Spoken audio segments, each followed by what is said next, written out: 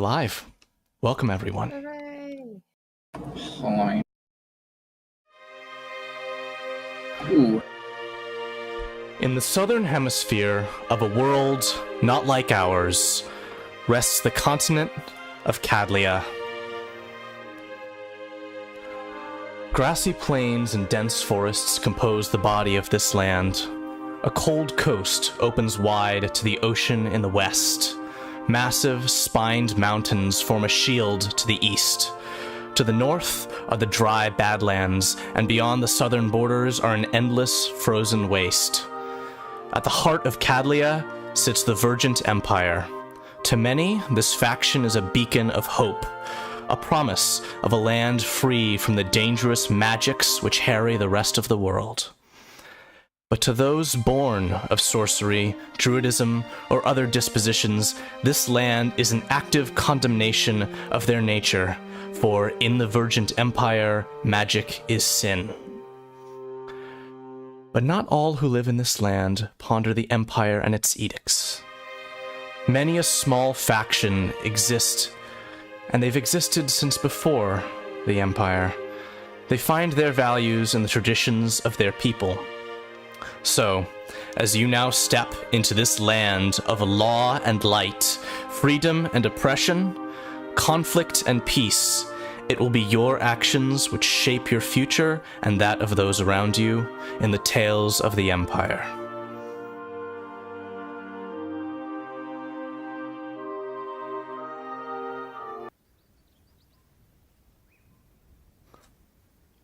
Several birds fly overhead, though the creaking of the wagon wheels are far more noticeable to your ears. You are captured. Manacles are bound around your wrists.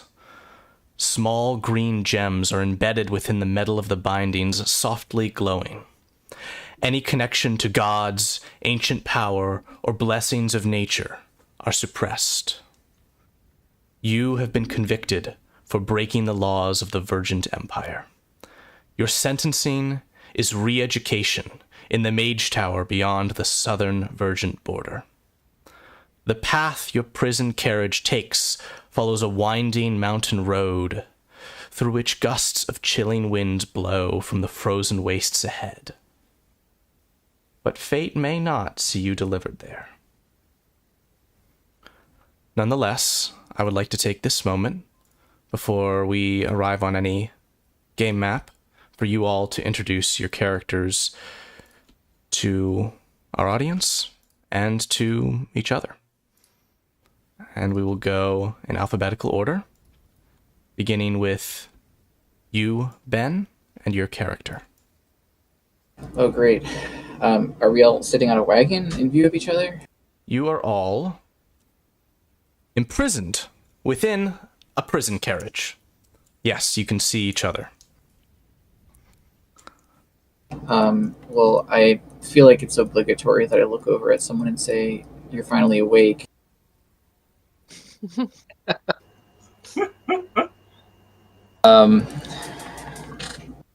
Let's see. My character is a wood elf, very just wearing normal, like city clothing, and probably some signs of age, maybe some like laugh lines, some creases on the face, which would mean that I was particularly old as an elf, or at least like many mortal lives old. And I'm probably just remaining pretty quiet, to be honest. Just kind of maybe like aware of the surroundings, but not trying to engage in any conversation.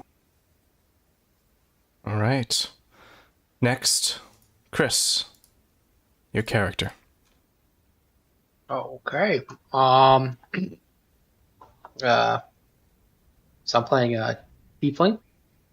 Pretty young looking. He's like just getting into adulthood, I guess. Kind of got this long black hair. Looks, like the physical type, I guess. But other than that, he's just kind of blankly staring off and kind of ignoring everybody. All right. Lay. All right. Latifolia is about 7 foot tall. Maybe slower moving. Looks like a tree, maybe some moss, some lichen, a couple mushrooms near the feet. Yeah. I don't know how else to describe him except for Tree Man. Fantastic. Big Tree Man. I have to make a plan really quick. I've already taken a liking to this character. And lastly, Mark, your character. She is a bigger woman. She's probably just out of her teens, but she has a large kind of witch's traveling hat that she has kind of pulled low down towards her eyebrows. And she's just kind of sitting in the wagon, kind of like quite nervous, but antsy, kind of like filling her thumbs and like fidgeting in her seat. And there's a knapsack under the bench or sitting next to it, and once in a while it just kind of seems like something in it settles or rearranges itself, but just kind of looking around, like constantly kind of like about to start a conversation with one of the other people, but then makes better of it, just keeps her mouth shut. I'm gonna interject in here and be like, you look like you really want to talk about what's in that bag. As well, that is a fairy prince to turn into a raccoon. I'm gonna find a way to turn him back. Why I'm here. I wish you good luck. Latifolia kind of turns his Yeah. head to look at the bag, and you hear like the creak of bark. He just kind of stares at the bag as soon as he hears the raccoon. And from within the bag, the top of kind of the backpack lifts up a little bit, the cover, and you can see a little nose points out, kind of just sniffs. But then suddenly, a loud crash fills your ears. As your carriage is shaken, as a massive boulder slams into it, throwing you all onto your sides as the cart is all but destroyed. You hear a yelp from the driver, who does not appear to be surviving anymore.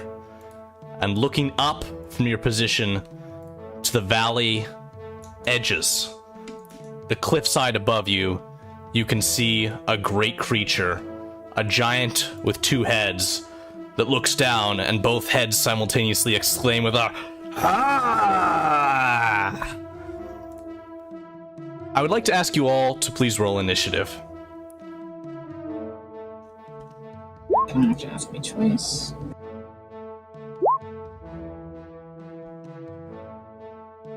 So as like, I don't know, has my character like introduced himself to these other characters like in game? I would say not a full introduction quite. So I'll say Lati, like out of game because it's easier.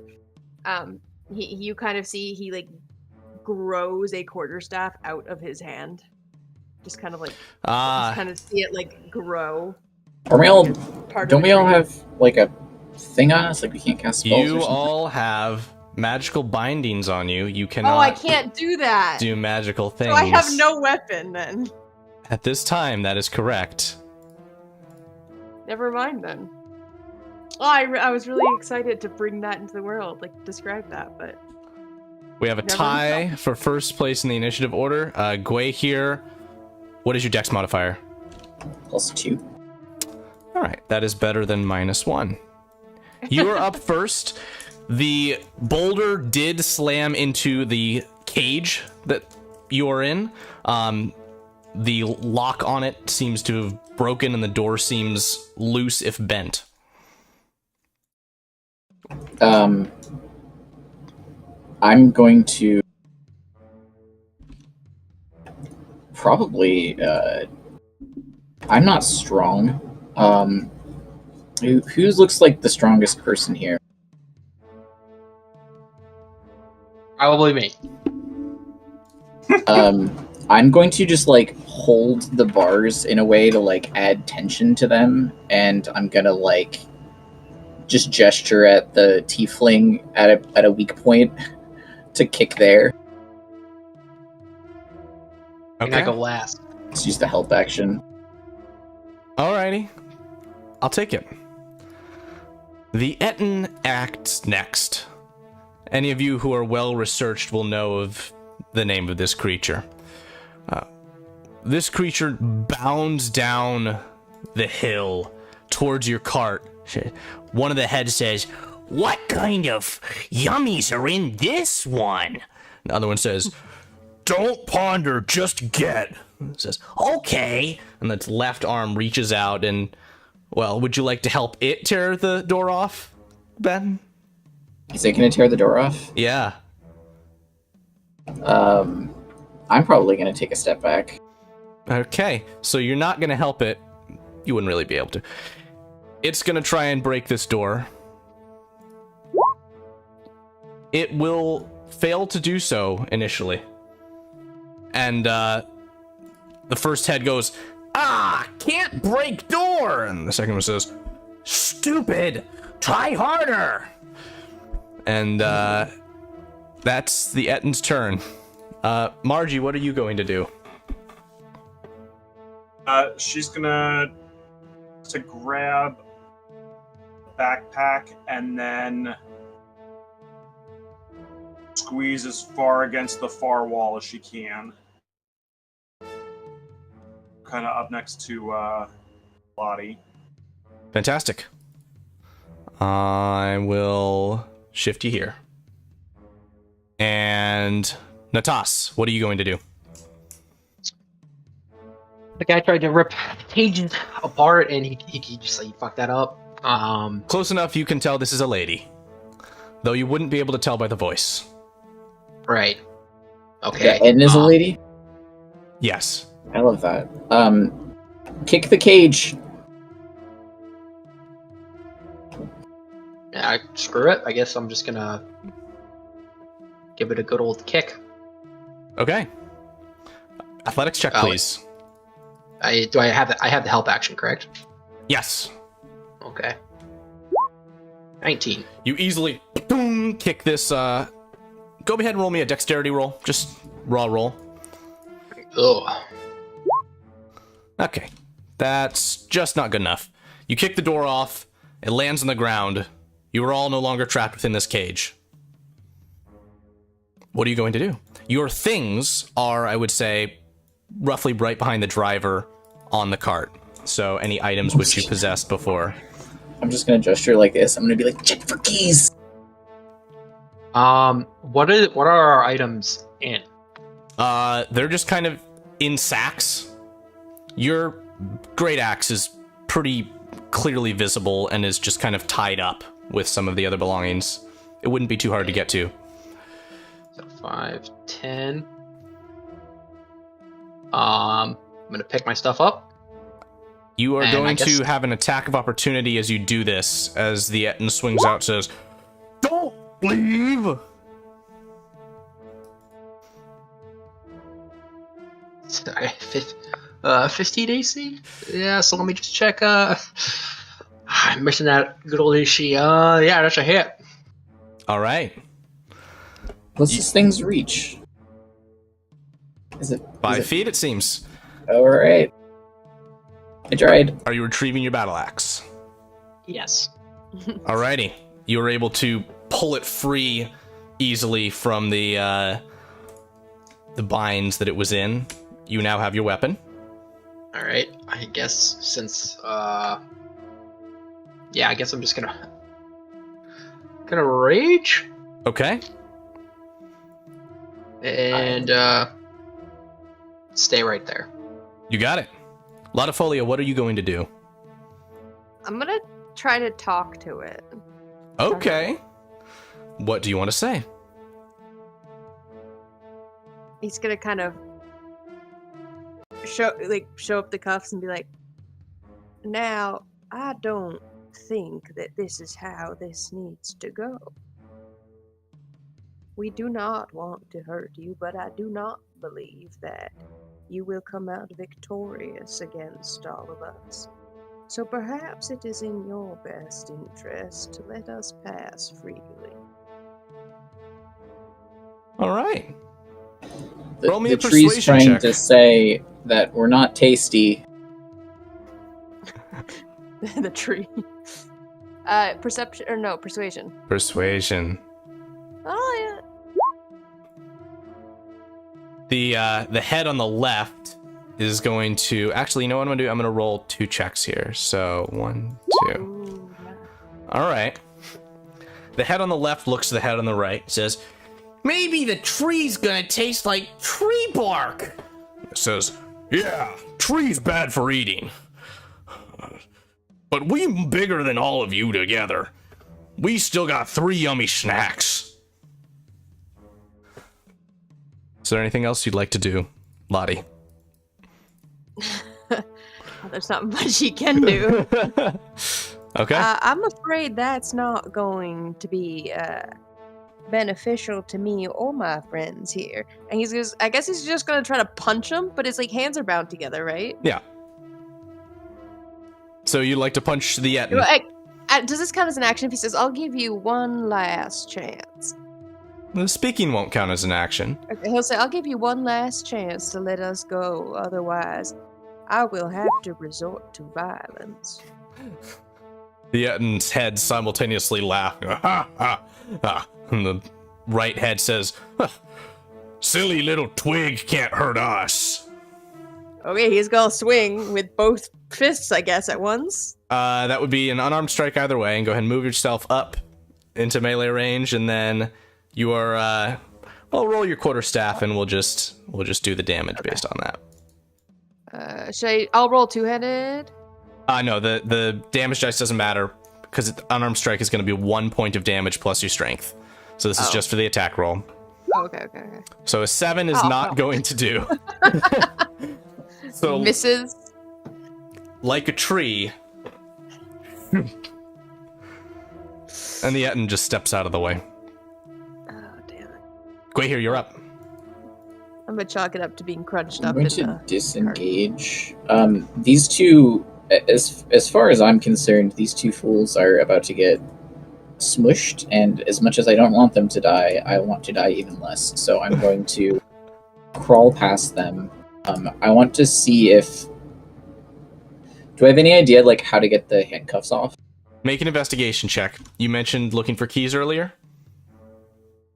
Yes. I was trying to be alert to see if there was, bad at investigation. No, you're not. That is incorrect. That is a critical success. All right, so you find on the belt of the driver a chain link of keys. One of the keys seems kind of larger than the others and made of a thicker metal, and seems to appear to resemble a keyhole that is in your manacles. Can I unlock my manacles? Yes, you can. Right, I'm going to unlock my manacles, and then I'm going to toss them to Margie's next, I think. Margie is inside the cage. You have exited the cage, so you would be reaching through the bars. Okay, then I'll say, hand yeah, it you can lock it and then place it through the bars so that it can be picked up on Margie's turn. That's what I want to do. Can I And say then that I'm- I stepped out when I punched? Step Then I'm two. going to say, You are out of the cage, yes. So Yeah, okay. that's perfect right there. and then I'm going to run away. I'm going to grab the bag that has my stuff in it, and I'm going to run 10 more feet north and just be like, good luck, and cast Bardic Inspiration on Nautis. Okay. So as the monocles come loose, you feel a flow, magic returning to you. Alrighty. The Ettin is up. looking down at the tree and the barbarian. It is going to bypass you entirely, Lottie. It still does not care for tree. Right. And it is going to reach out a hand and try and grapple you in its grip. Natas. Okay. Athletics or acrobatics to resist. You have advantage because you're raging? 21. Yes. Very good.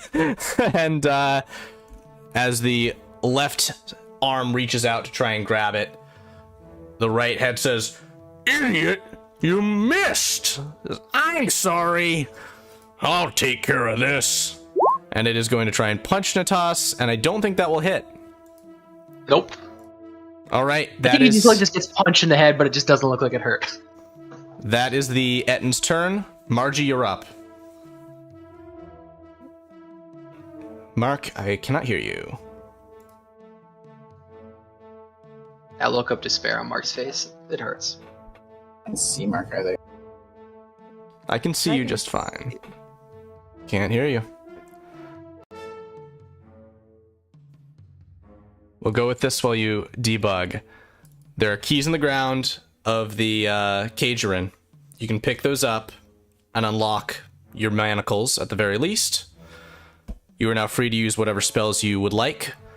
And if you care to move, I'll go ahead and take this for you at a bare minimum. We're going to move on to you, Natas. Okay. Now, these manacles, they just stop you from spellcasting. They don't, like, restrict my ability to attack, right? That's correct, though your hands are together. Ugh. Could probably grab the manacles, or the key, right? The key's on the ground now. Yeah. Is it an action to undo the manacles? I would say it is an item interaction. You get one free of those around? Chris, just say what you're doing and wait for him to say, "Oh, you I'm can't gonna do try to that." swing at him with my axe.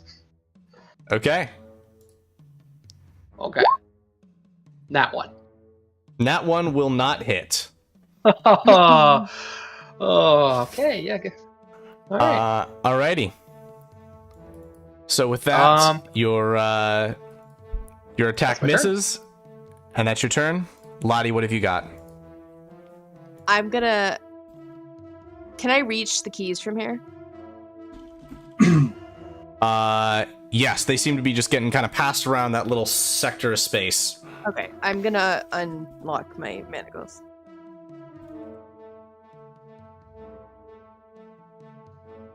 Then I'm gonna manifest my staff, my quarterstaff. Did we determine if that takes an action to do, or if that's just a flourishy type deal? That is gonna be a flourishy type deal right now. Yep. Okay. Yeah, and then I'm gonna bonk I'm fine with that. two-handed. Alrighty. The shield was the one that takes an action to take out and put away. Yes, that's right. Why? Don't fight that. I Alrighty. keep missing. Just run away. Oh yeah. But can I take back the hitting him? The That's not in attack. character. The Yeah. attack has gone through. You attempted to strike. Now, if you want to try and move away, that's going to be your movement. That's fine. It kind of. I don't see. I just Kind of realized I don't grumbles. see. Well, that didn't work very well. Actually, I missed And you. then, just kind of, what is it? Sorry, I'm trying to figure out how to do the draggy thing. That's like 30 feet, right?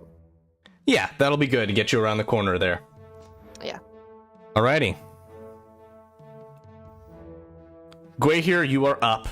The party is all free of the manacles that bound them, but this creature is still harrowing you. What are you going to do? I'm going to cast Dissonant Whispers. A wisdom saving throw for the Ettin. That is a success. That didn't work. Well, it takes 4 psychic damage. Around Excellent. 30 feet. Throw a bardic inspiration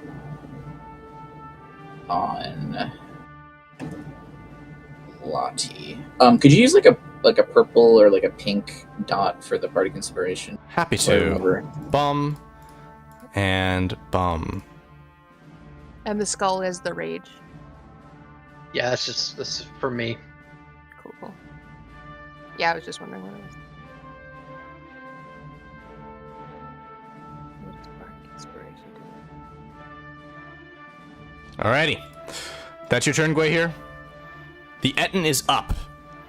It is going to try and do the same thing. Here, I grab this time. Now, Natas, you need to contest that. Oh shit. I'm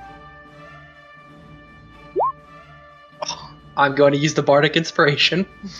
Wow. Don't roll a 1. It's a d6. You resist the grapple. That's I incredible. knew you'd need that. Yeah. And then the left head's gonna say, "We've got to try different things," and then go and throw a punch your way. That's a hit. Ooh. Okay, Margie, what are you going to do? I am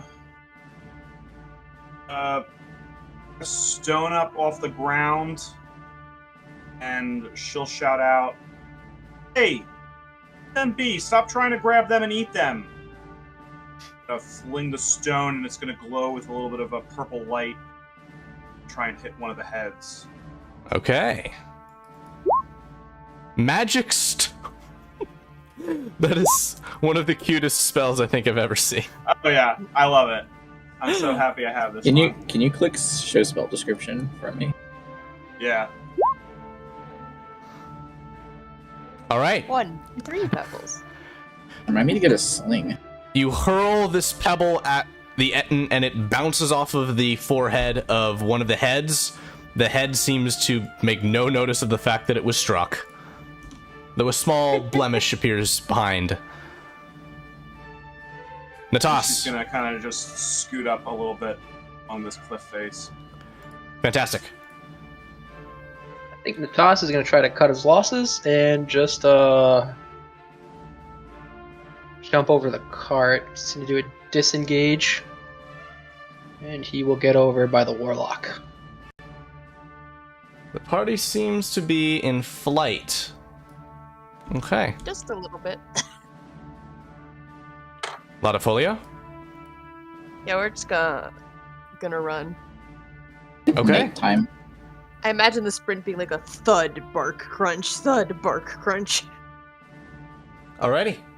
Are you gonna dash or? Are you taking any Some actions? No. How does dash work again? Sorry. You can take an action to move your movement speed once more. Okay, I can't figure out how to do the things. I'm just gonna do a ruler. Yep. Perfect. 30. Okay. Oh, no.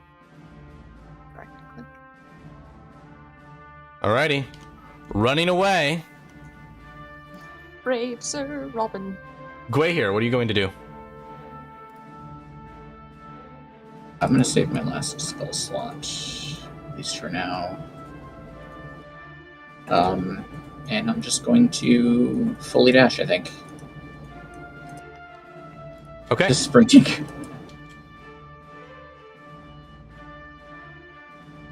Fully dashing as far as you can go on the map. Which is quite far up and away. You know what I'm gonna do? I'm gonna use Healing Word on Natas. Just because I know you can't survive another punch from that thing. What you talking about? Because you're not gonna be raging. The Ettin is up. It is going to say, "Food, no, run away! Yeah, come back!" As it vaults over the ruin of the cart, it is going to run up and around to here, and then it is going to dash to position itself right here, barring your way. God. Frickin'. You can take an attack of opportunity if you would like, Natas. Yes. Straight roll, great axe. What the fuck? That is a miss. I miss gloriously. And critically. Alrighty. Margie, what have you got?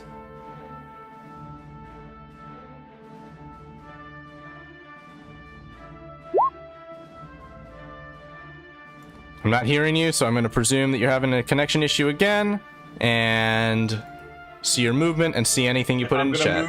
Are you good? I can hear you. And then, I think she's going to just take the disengage action and try and scoot by here.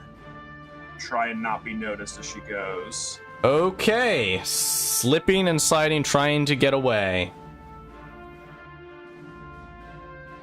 Alrighty. Natas, what have you got?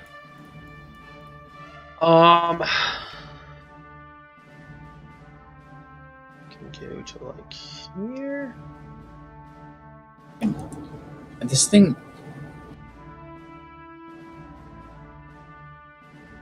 I don't think we can run away from this guy. This lady.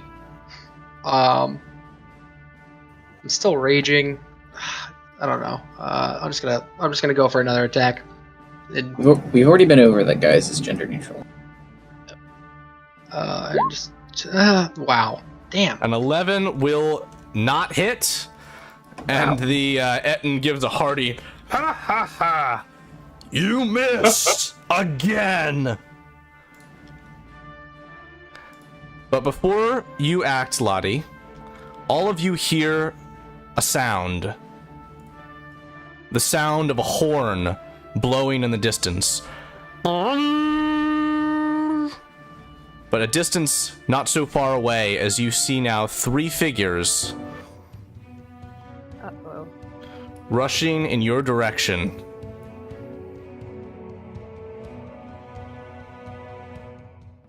This man calls out to all of you. He says, "Hold your ground!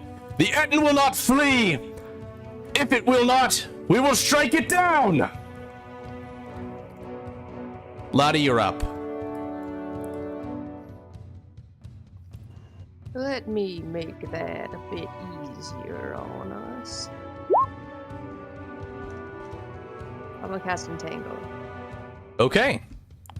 Ettin. Well, that's gonna get the side guys, isn't it? 20 foot. You could do something. You can put me in it. You can position you- this so it will not You're affect. going to be restrained. I'm gonna, yeah, I'll do that. But it is gonna make that difficult terrain. That is Okay. A-okay. Now it can't run. Yeah, that's what I'm doing. Oh, it failed to save with a +5. The Ettin is entangled. And while it is restrained. Wow, okay. You all have advantage on attack rolls against it for the duration of this spell, as vines sprout from the rocky ground to entrap this creature. Gwahir, you're up. What are you going to do? I'm going to stab it. Nice. Stabby stab. 13 hits, 6 points of piercing. It's right in the foot. It gives a ow! Alright, it is up. It's gonna swing its fists out at the people that have heard it. That's gonna be Natas with his first attack, and Gwahir with a second. Does it have disadvantage? I believe it does. Good call. So that both of those first rolls are against Natas. That is a miss. And I swear to then God, if I get hit, okay. this is against Gwahir. Thank God. If I got hit because I called that out, I would have been so... That's how it is. The Ettin gives a grumble. Ma! Come to hands, come to belly. Margie, you're up. She's gonna give a whack with her walking stick in its legs. Ooh, ouch. That's a hit. Natas. All right, here goes nothing. Is it still restrained? Yes, it is. 18 to hit. 13 points of damage. Damn. I just like axe kneecap, bam. Alrighty. Your new allies are up. And the man that called out to you all is going to rush up to here next to you, Natas. He carries a great stone maul and is going to swing out with it twice. 1, 2. Dealing 30 points with his 2 swings. Holy moly, those dice rolls are about as high as you can get on a maul. 16. Change his name to damage. Thor. The Ettin is bloodied after taking this damage, as it has 2 large blunt force wounds from it. But that is not all, because this guy is going to use a maneuver. He is a battle master. This is going to mean he does 2 additional damage on his second strike, and the Ettin must attack him on the next turn or suffer a penalty. These other 2 women who accompanying him on this attack are going to throw spears. The spears, unfortunately, are going to clank off of the Ettin's thick skin, though they reach for short swords. Lottie, you are up. What are you going to do? Thorn Whip. Thorn Whip. Straight roll and melee range. I'll take that. 3 points of damage. You strike out against the knee of this creature and gives a ow. Gwahir, you're up.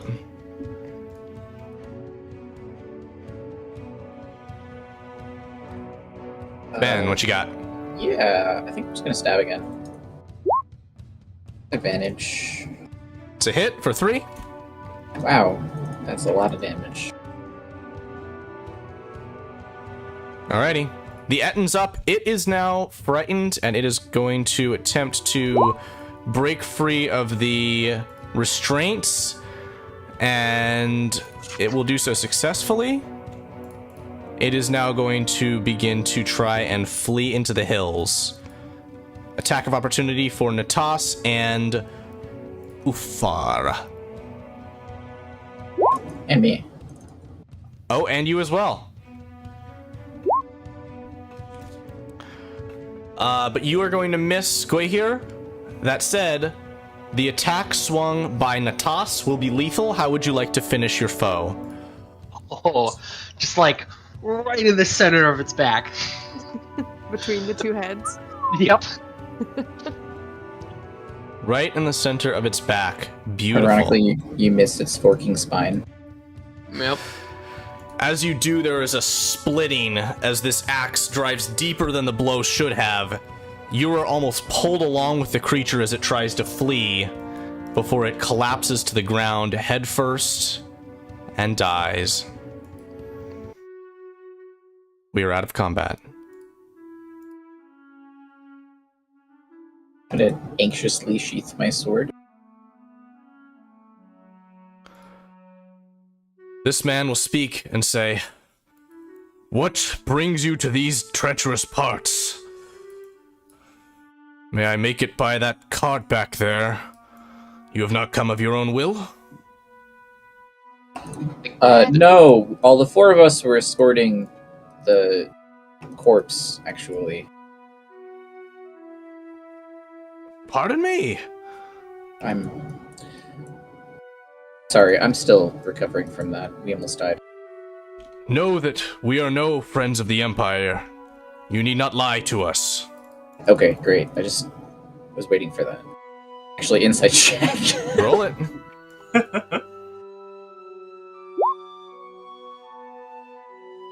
So, 4 seems good to you. The alternative is freezing to death, so that's fine. Can I also roll an insight check on that? Yes, you can. There we go. You trust this man's words. Okay. He will continue to speak with you and say then, "So if you were prisoners of the Empire, you are now fugitives of the Empire." I suppose that would be correct. "We can help you. We come from a place hidden within these peaks, the Valley of Rain, where rest 5 tribes that long ago left the Virgin Empire before it was known as such. We offer you a place with us and a place away from them, at least for a time. Would you follow us? That depends on your opinion of magic and magic users. Magic is a part of this world. Though those who drove our ancestors from Cadlia used it cruelly against us, we use it in our traditions. It is part of our people's way of life. You will not be looked down upon for your use of it if you do. Lottie slowly nods his head. That sounds good to me, although I cannot speak for my compatriots. That sounds like a lovely invitation. Well, those of you who wish to freeze as the sun grows low in the sky may remain here or chance your ways alone.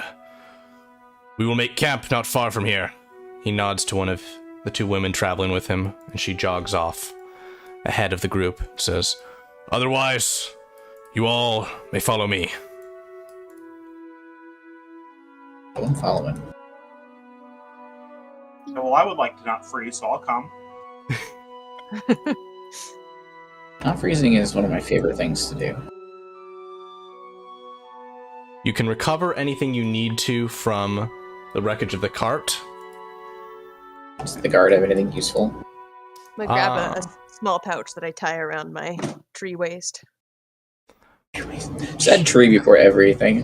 Yes. I think My tree Natas pouch. is gonna like rip the cart apart to find his necklace, and then he's gonna go back to the end and he's gonna like cut off its ponytail. Okay. Oh no. One of the... Ponytails. True. One of the women carries the deceased Virgin guard in her hands. The guard is wearing some simple armor, carries a simple sidearm. Plus one plate mail. Right. Actually. Doesn't matter, none of us wear plate mail. No, would not be carrying that. Nonetheless. I misspoke. Lottie has more of like saddle bag type things instead of like a small pouch. Fanny pack. Perfect. Yes, a tree. No, tree fanny pack. Tree fanny pack. It's just like a knot that you can reach into and pull things out. Yes.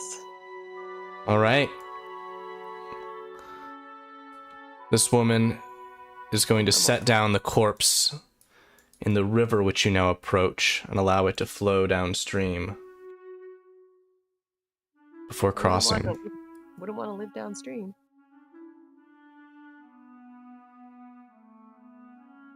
I'm gonna play a funeral song on my. I haven't played my instrument yet. I guess as we walk, I can pull my lyre out of my bag. I have this like really ornate lyre, and I'm probably gonna play like a very simple funeral kind of song on it, just something a little sad for the guard that is dead.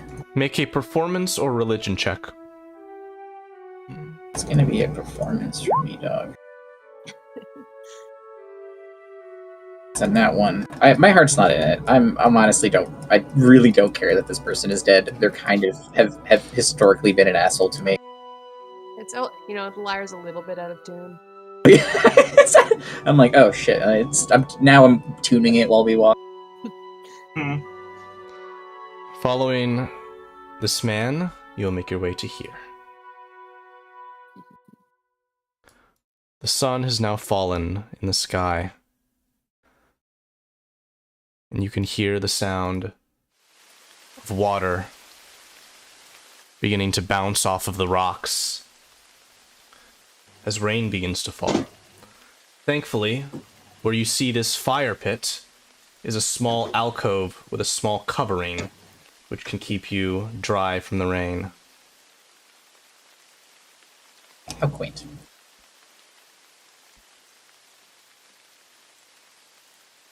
as you approach it. This man will take a seat by the fire and say, "Come, sit down, make yourself as comfortable as can be." Lottie does not go near the fire. Does Lottie stand in the rain? Yes. Then Lottie will be enjoying a shower. A nice tree shower? Yes, of course, a tree shower. This man Right? will He also doesn't seem bothered by it, like, at all.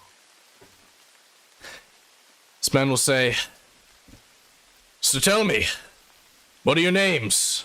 I am Ulfar Heiglin, heir of the High Clan of the Valley."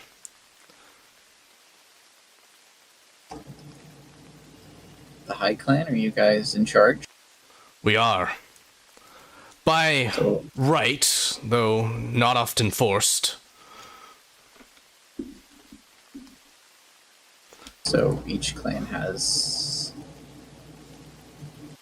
Du jour, you are their leader, but they each kind of act independently. It's a less absolute arrangement. That is correct. Of the valley, there are 5 clans. We are the High Clan, there is the Warrior Clan, the Sage Clan, the Witch Clan, and the Wayfarer Clan. We have been here for many generations, and revere the great ancestors that brought us here. Wonderful. My name is Gwahir. It is a pleasure to meet you, Gwahir. I'm Margie Finch. Hello, Margie Finch. How far is your home from here? Probably about quarter of a day's travel, but we're best to rest here and not deal with the wetness on the rocks. Lottie says, my name is Latifolia Dentala, but it might be easier and more prompt to call me Lottie.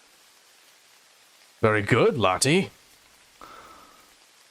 And would you offer your name, tall man? That's Tall Man. Not as tall as the tree, clearly. He's not that tall. I'd say like 5'10". Nothing special. Then he will not call you tall man, he will call you gray Yeah. man.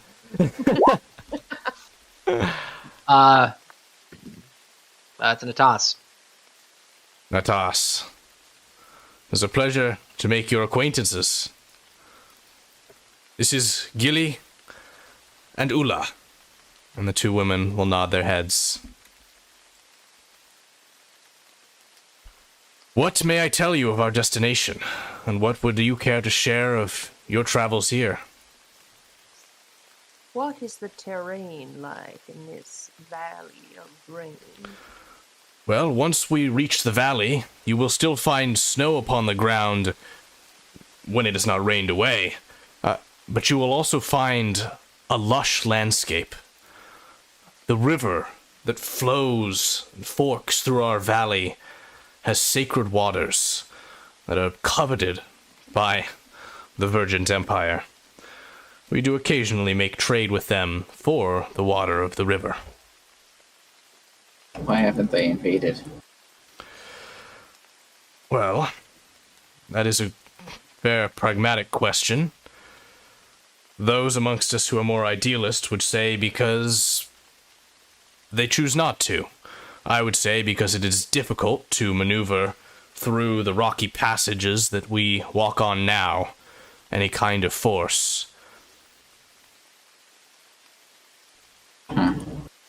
They could do it, but it would be a risk, and our might would be upon them with the knowledge of the land.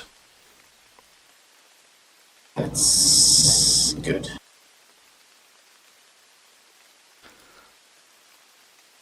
What of all of you? Do any of you care to share tales of what brings you here? I'm on a grand adventure. A grand adventure Here. indeed. Yes. Rookie here, and she puts up the bag and kind of like wrestles around in it, and pulls out this big fat raccoon and just kind of like holds it Like the scruff of the neck. like in between her arms, like it's just kind of like dangling and like looking around all goofy. She's like, he's a fairy prince, and it's my job to turn him back into his regular form. The raccoon gives a... She kind of like... As the two women here are starting to pull out some meats to cook on the fire for dinner here, Rookie is... kind of nuzzles himself away. Do you guys mind if I play a song? Ulfar says, it would be our pleasure. I'm going to play a very ethereal sounding song in Elvish, but what I'm actually doing is ritually casting Detect Magic on this fucking raccoon.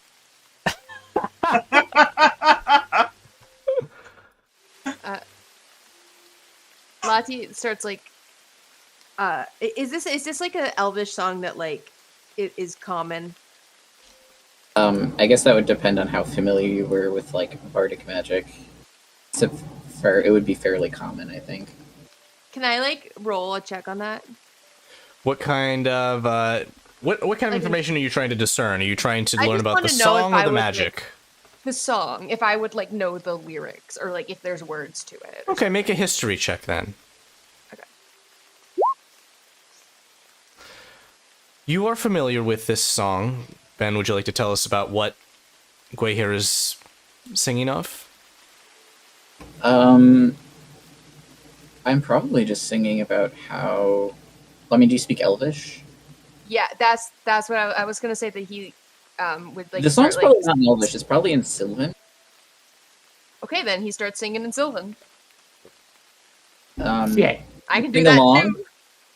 too. Yeah. So you know that I'm casting Detect Magic on this raccoon because this song's...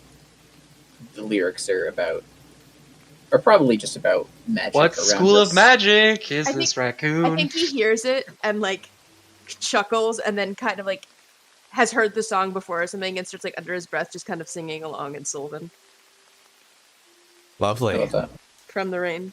The result of your spell, Gwahir, detects a strong sense of magic emanating from this raccoon. What school? What school of magic? The That's a good evocation? question. Is this raccoon a bomb? Is this raccoon a bomb? I prefer to play less in the traditional schools of magic for detect magic, and more in the field. There is a strong sense of natural magic emanating from this raccoon. I love that.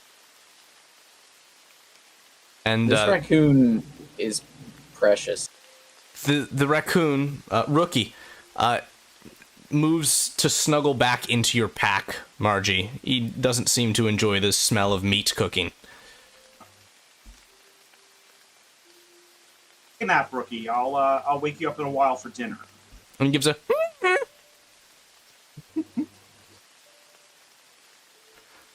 Well, whenever you are all ready, I hope that you can find some form, Ulfar says, of rest on your packs or what is within them. And I would offer you warning. This land is alive in the world of dreams. You may find yourself sleeping not as you usually do. Lucidity and awareness and examination, all these things will be present, as well as perhaps things beyond.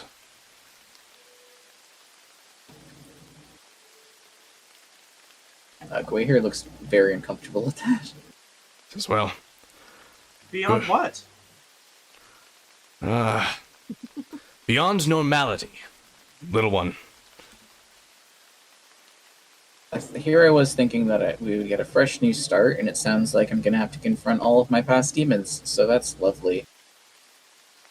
I wish you well fortune. Perhaps a confrontation is something that you have needed.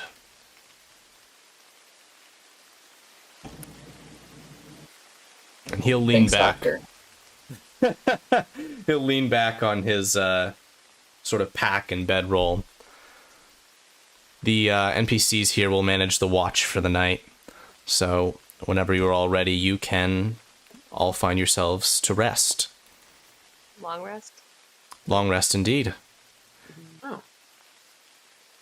This is so weird to play after playing Dentala, because I'm like, I only have 2 spell slots. I can't like smite things with lightning. So That's what I'm excited about. This is my first character that's not a spellcaster, so Yet. never gonna be. You've already made the ultimate min-max builds that you're striving towards. I know you, Chris. No, this is different. I swear. Straight barb. is there anything any of you would do before you head to rest? I'll take that as no's all around. Yeah, no. Okay. Dig out a small hollow to like lie in. I don't know, something like that. Okay. In that Not case. I don't feel like Margie would say anything, but I think she would be clearly curious and kind of watching Lottie like stand out in the rain, just kind of being like, I wonder why he doesn't come shade, but I guess trees like rain, and those are the thoughts that she has as she kind of nods off to sleep. Oh no, dream world. You feel as though you are taken by fog and smoke in a strange, unconscious way. And you all begin to dream. Why don't you all roll d20s to give us a random order that we'll go in? It's /R, right? That's right. I don't know with these ones, baby. That's what Get him out three of out the way of now. 3 out of 5 rolls I've done this campaign so far have been ones. Go here. There's not even physical dice to blame.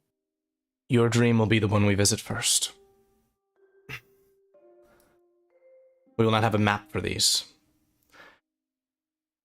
Your eyes flutter open, and your awareness comes to you of a space filled with black smoke, reverberations in the ground. You hear people shouting and running in panic and chaos. Tents are around you, and elven compatriots. Everything is blurry, and this memory is from a long time ago. The memory itself to you has blurred over time, though perhaps facets of it have solidified through the sheer impact of them. A figure approaches you and leans down towards you. They're still blurred, but they reach out a hand and say, "Come, we need you." It seems to be a feminine voice. I begin suffering a excruciatingly painful headache. Am I aware that I am asleep right now? That this is a dream? I feel like I've had this dream so many times that I might be questioning if I'm dreaming or not. Sure. You do feel as though something is different about this, even if the dream may be familiar. Okay, so I'm just maybe a little bit more lucid than I usually am. I'm gonna brush through the figure in front of me, out into whatever. Brush is past out them there. as you do bump into them, and they say, "Hey, Who are you? it's me. Don't you know the face of your own daughter?" Is it my daughter? It is. Where? You're not usually in this stream. Where are we? What's happening? Looking around, it is the fall of your society as you knew it. The earth trembles, and she says to you, I've always been here. But what is this place? It's not a place for very much longer. Let's get out of here. As you move to run, you and your daughter, whose name is in my notes, but not notes that I can find right now. Name is Ira. Ira. You and Ira begin to run, fleeing, and she is, as you saw her last, an adult. But as you continue to run away from the scene of destruction, you feel the ground begin to crumble beneath you, and it's like your steps have no purchase before suddenly darkness consumes you as you see the pinpoint of light that is the above world fading away into nothing. And your dream ends.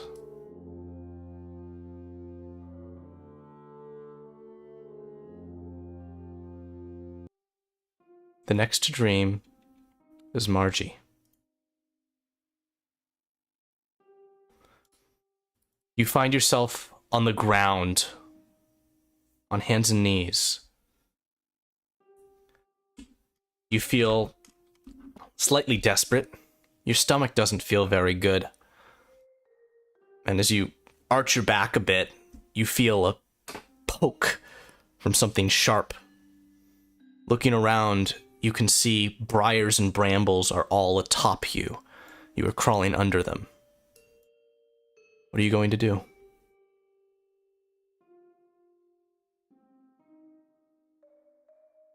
I feel like she's has like short, shallow breaths, and she's just trying to like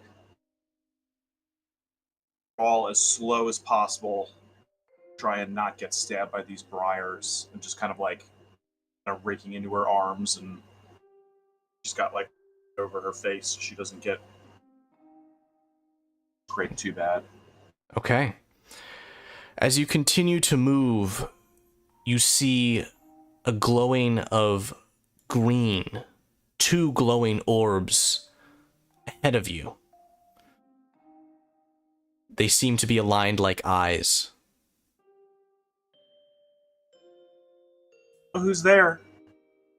As you call out, you hear a... The sound of Rookie is familiar to you, but it is loud, amplified, and fills the chamber. Rookie, is that you? Repeats.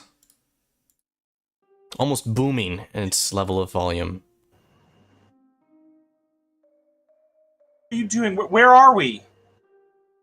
Are you going to continue moving or stay in place? I'm gonna keep moving towards the green lights. As you approach the green lights, you can see Rookie's form is tall and massive. Through the brambles you see, looking down upon you like a god. And as you can see this form from within the haze, Rookie reaches a paw out towards you, and there's a glowing of purplish magic in Rookie's paw, and your dream ends.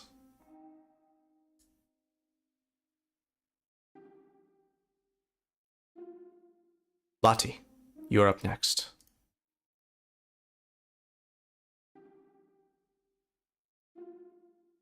Do you presume that Latifolia would have the ability to smell? Yes. Then you smell the worst smell. The smell of smoke. You cough a bit and feel the arches of bark beneath your hands. You're on one knee and looking through the tunnel that is the interior of your home tree. Smoke emanates from around the corner ahead of you, and you can hear a crackling sound and see a soft orangish light flickering around that corner. What will you do? I'm gonna run, I guess, kind of... Can I get out of the tree? You could turn away. I want to like I'll take a look. I'll go closer to take a look. You move My slightly closer, and as you do, you feel yourself consumed with anxiety. The warmth makes you feel like you could catch fire yourself at any moment. That's as far as you get, unless you wish to push through that sensation. No, I'm gonna turn around and try to go get help, water something. Okay. You run, fleeing down the tree to leave it. The crackling remains in your ears. With the intention of getting help. Indeed. Or water or something. And as you move forward, that crackling just remains. You know in your mind, I'm going for help. I'm going to get help. And the crackling gets louder and louder until your dream ends.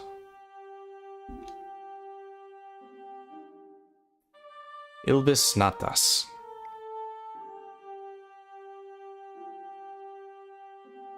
You cry out. For you are a child.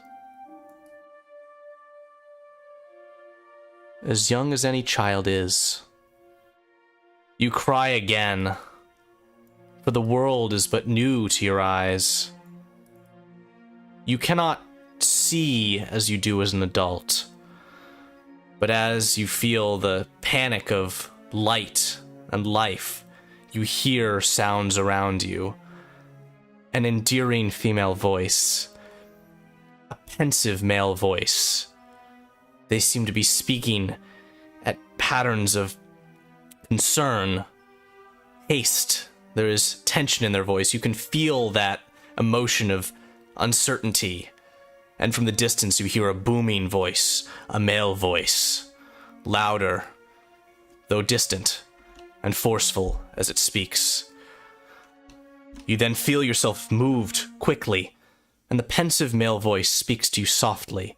You can make out words simple of, there, now, fine, calm. You hear the booming male voice. It is closer for an instant, but then it begins to be distant. And you can hear the female voice rise in its tone, and they begin to clash in the distance, but growing dimmer and dimmer. You continue to hear these words of calm, peace, quiet, before you hear another sound, a sound of rushing water. That rushing water grows louder until you feel yourself almost falling. You no longer hear the pensive voice, and as you fall, you cry out, but you hear another cry, like another child like yourself, loud but different, before you feel a splash, and your dream ends.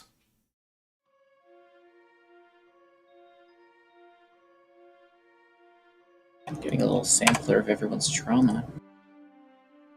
Seriously. I'm hitting you with that infant trauma. The earliest kind. You all awake.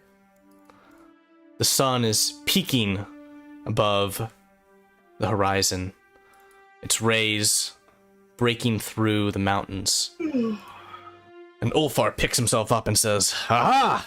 Morning has come! Awake, everyone! Apologies if the first night was rough. It can often get more peaceful over time. My dreams are often a joy and a laugh." One of the women smiles and stands up and gets up as well. The other one gives a in response to the idea of dreams being peaceful. Is there like snow on the ground? There is, just up here. A large patch of it. I'm gonna walk over and just put some in a pouch and then just put it on my face. It is very sloshy and slushy due to the recent rain. I think Lati is also going to go over and just kind of like scoops him up and like hold it for a second. That's not gonna be useful. All right. And then drop it again, but just like... But Margie kind of like around like ground, being like sand dust out of her eyes and finds her glasses and puts them back on, and a big yawn before getting up and joining the group. All right. And Toss is gonna do like the opposite. He's gonna go over to the fire and he's gonna like brush his hands over it like quickly so he doesn't burn himself. But Interesting. just like his morning Lottie's ritual. I don't know if Lottie sees that. Lottie's gonna look at him like he's absolutely lost his fucking mind. I think it like ends where he like picks up some embers and like crushes them in his hand to like snuff them out. Lottie just turns away and is like, nope. Ulfar says, "Come along! It is time that you see our beautiful home." Let's go. Lottie's like, yeah, boy. No, I'm kidding. He does not say that.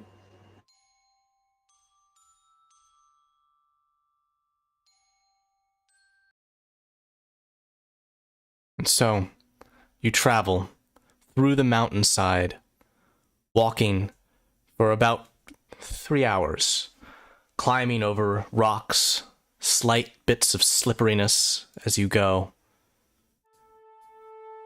before your view breaks open to a lush green valley ahead of you.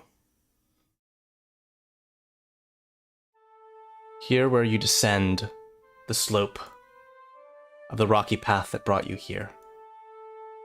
Looking over the valley from a height, you can see clumps of pine trees, drifts of snow, greenery, and one large river with some small forks that flows through the whole valley. From a higher elevation down to here, it seems to be coming from a great mountain on the far side of this valley. And Ulfar will say, "Welcome to the Valley of Rain. Let us take you to our settlement." Lottie's immediately Beautiful. gonna go over this tree and just kind of lay a hand on it while everyone moves forward and just kind of commune for a second. Is there anything you wish to learn from the tree? I mean, I guess a general, like, sense of this place, if that makes sense. Sure. Like, like be like, yo, tree bro, what's the deal? Why don't you make a persuasion check for me? Persuasion? All right. I can do a nature check. I'm real good at those. This'll do. As you reach your dryad hand out and grasp one of the branches of this pine tree, you feel a response that comes on of, "Hello. This place is good. Why are you here?" I'm visiting. "Welcome. Enjoy your time." Thank you, friend.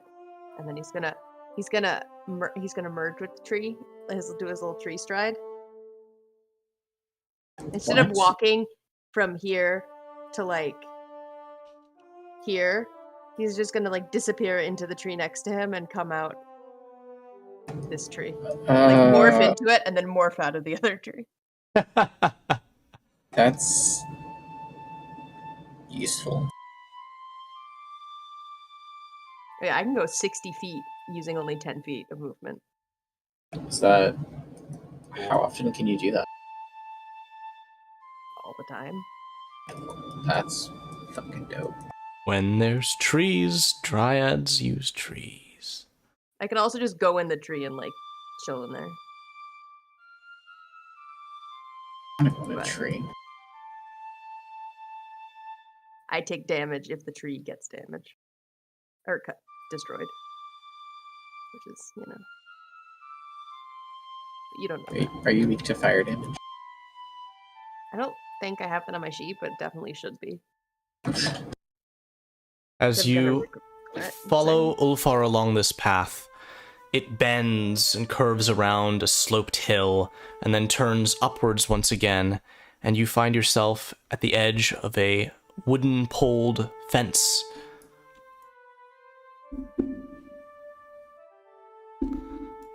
entering a settlement. Roofs of wood are ahead of you, and several guards of this town nod in greeting as you arrive. And Ulfar walks steadfast forward.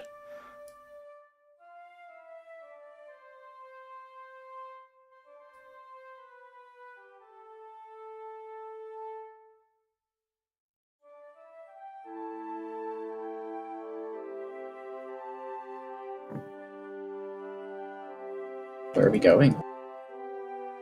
He says, "Ah, sister!" And this woman and the man who rescued you approach each other and embrace in a simple hug. And he says, "Welcome to the High Clan settlement.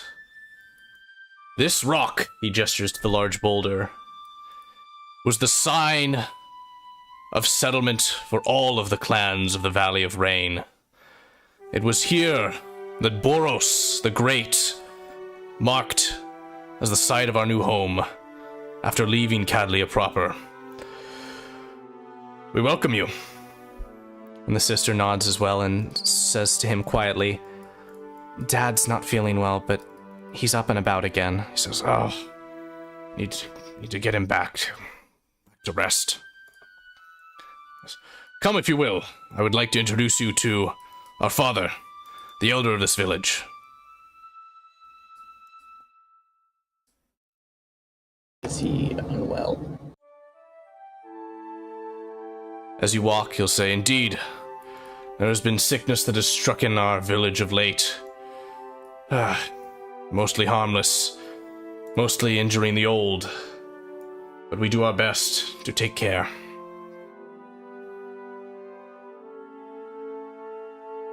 Wait, when we do a long rest, I can change up my spells, right? You are a druid, yes you can. Okay, well, I didn't do that. That's No worries. no need to detect disease when he literally just said. Detect disease is a ritual. You can cast that without preparing it if you cast it as a ritual. As you approach this longhouse, one like many others, you see an old man who is floating near the outside of it, leaning on a stick. Says, "Oh, who are you?" Pointing to, well, whichever one of you is closest. Probably closest in line of sight would be Lottie. And this woman will step forward and say, "Father, these are the people that my brother just rescued from..." I'm trying to move forward and stop. Hmm? There we go. There you go. Fixed it. "These people were just rescued by my brother from the Canyon Pass?" He says, "Yes, indeed. And Ettin had accosted them, but they were already in chains by the Virgin Empire." You say, "Oh, hello. Allow me to greet you." And he kind of stumbles forwards towards you and reaches out a hand towards you first, Latifolia. He extends his hand. He kind of gets the whole custom thing, even though he thinks it's really freaking weird. Says, "I am Rorgia Higlin. You've already met my son Ulfar and my daughter Frida. We are the rulers of the High Clan, though rulers is probably too harsh a term. Hey, take a step back when he coughs. Oh, I'm sorry, I forget sometimes. But you, all four of you, your arrival here is destined, for I have seen you in my dreams." Good. Lati says, "Not to intrude, but perhaps it may be more prudent to sit down somewhere and continue this conversation." Oh, Basically trying to persuade him to, sit down and... oh yes, here, follow me. We will go over to the great fire pit. And Frida says, "Father, no. Ulfar leans over to you, Margie, and says, once he sets his mind on something..." I would like to point out that we went from "you're finally awake" to "let me see your face, you are the one from my dreams" in the same session. And he will sit on the ground next to this large unlit pyre and say, "Here, come, be comfortable." Lottie also sits on the ground. He'll say, "Well, good, you're here. I'm glad. If it is perhaps the last dream which finds me, that brings about goodness for our people, then this was a good dream, a good arrival. Tell me, you've decided to follow my son here? Well, why? And where will you go next?"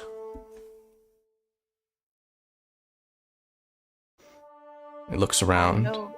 Oh, sorry. Well, we were supposed to go to some kind of tower, but I don't really know much about it, and I don't think that's where we're going. So, What were you going to say? What were you going to say, Lay? I know not where I will end up, but for now, to be out of reach of the Empire is a blessing in of itself.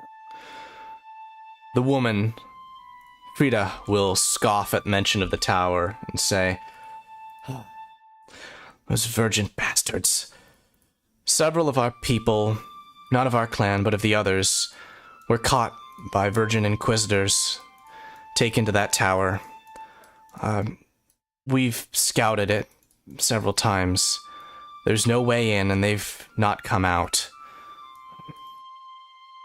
Though the witch clan continues to try and plot for some way, even they and all of their rituals are unable to help."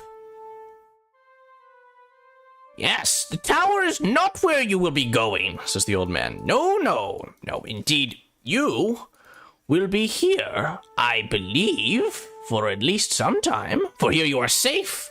Here it is comfortable, at least when the winds are not too cold, when the snow does not fall upon your head, and when the rain does not wash down your jacket."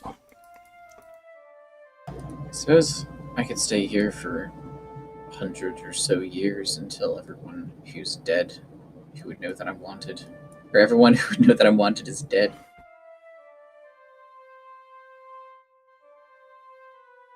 Do you play music here?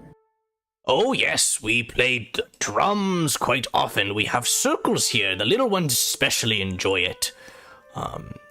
Would you care to play something? Do you enjoy music?" Oh, yeah. I make instruments for a living, so if any of your clan are musicians, I might be able to help them. Good. Do as you wish. But I will have to ask of you all some assistance if you are to join our settlement here, at least for a time. What do you think, Ulfar? What could they help with? He says, "Well, there are a couple of things that need to be done. This would be a perfect time to get the next guest longhouse built. There are some civilians that could use it too, but you all will need a roof over your heads eventually. So I think I could take several of you out to the woods and collect some good wood to build with." And Frida will raise a hand and say, "And I'll take several to the river, and we'll find some smooth stones from the riverbed. We can also gather some water for the settlement while we do." Ulfar says, "Yes, and we'll gather some more firewood where we travel. Would you all care to rest for the day, or go today?" I can help today. Lottie I'd like to see the river. Lottie says, "I will not stop you, but I will not participate in gathering of wood from unfallen trees."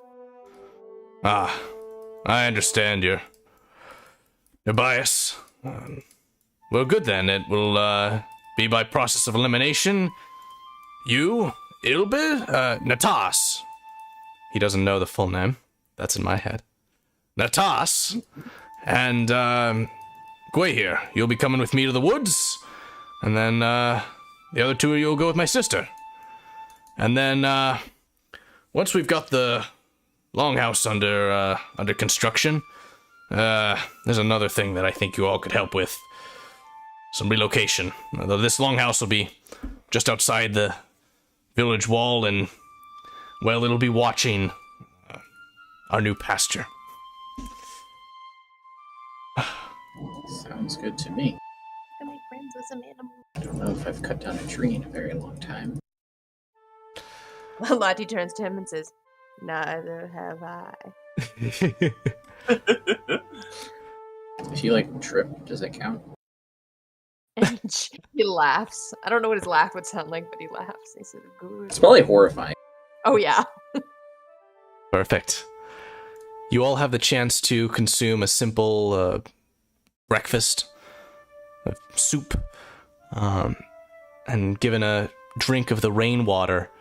It is a refreshing, absolutely wonderful sensation as you drink down some of this, which your characters will not understand why, but are familiar with.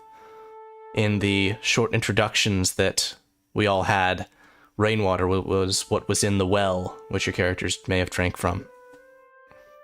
Lottie doesn't drink it normally. He like puts part of his hand in it, and like you see little like roots grow out and like consume the water. Ugh. It's like a fungus. Alrighty, so we're dividing with Natas and Gui here, going to the woods, and we are to the riverbed, going with Margie and Latifolia. And we are going to start with heading to the woods. This is like Stardew Valley in D&D. Do you have an axe? I mean, can't really... As you leave the town, Ulfar gathers up several hatchets. He hands one to each of you. So, all right, let's go logging. And he stomps out of the town proudly. You arrive here in this grove of trees, some probably 30 minutes away. You'll say, all right, let's make sure we're getting good wood, and let's also try and avoid filling any trees which have animals nested in them. Say, well, take a look at each of them before you try and swing the axe. So, we're going to have rolls here for perception or nature to detect whether or not this tree has animals nesting in it or is good for logging. I'm like wondering, I'm like in character, just like, should I be upset at cutting down the tree as a would have? I don't really care. I cut it down anyway. Alrighty. And Natas, I'll need a roll from you.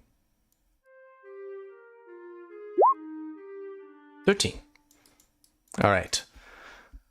Looking in these trees, where you look up and you see a scurrying of a squirrel that climbs into a little alcove.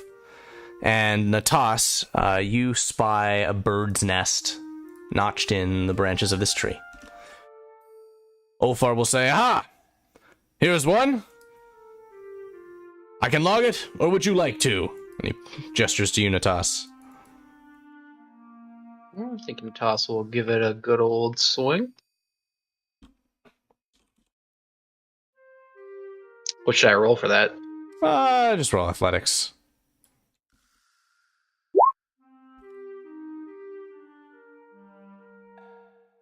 $16? 16 is more than good enough. You give a whop, and the tree comes tumbling down. You'll say, all right, you two can go on ahead. I'll continue logging this one.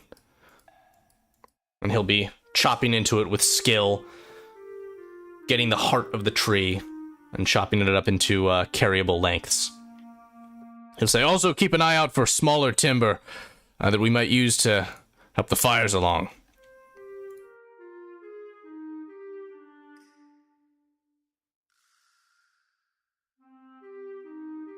Go ahead I'm and gonna pick up sticks because I'm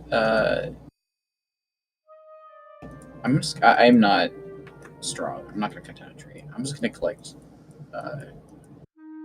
branches and stuff that have fallen already. Perfect. You found one right here. which I'll pick up. What I'm actually going to do now is open our turn tracker and use this to count the acquisition of necessary resources.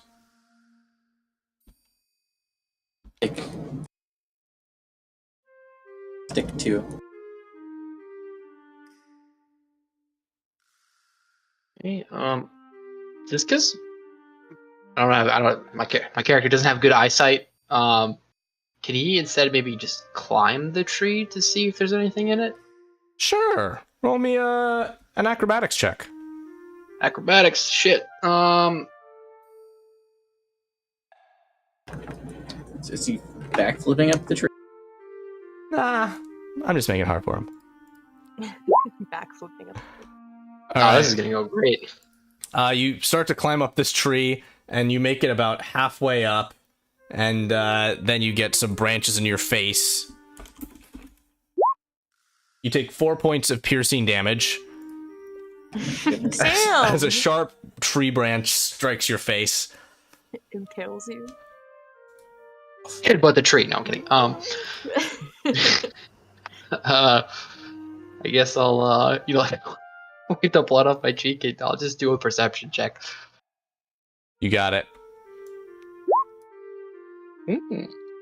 You see that Everything. there is, in fact, a nest in this tree. You're not sure if it's being used or not. Okay, I'll just go over to the next one. And just keep searching, I guess. Okay, roll again.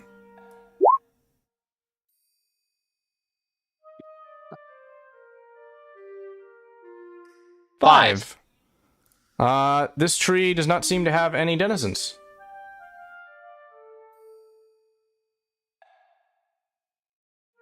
Are you gonna log it? I don't know why my character wouldn't, so athletics? Go ahead. 16. The tree collapses. Wolfar will say, "Fantastic. Just find one more. That should be good enough." And I would also direct us to Gwei here. Are you going to continue to search for more tinder? I'd say you Stick over here. probably want to get that one more. Those two Stick more are over probably here. good. I helped, guys. I'm just whistling. I found some sticks. Fantastic. Natas, roll.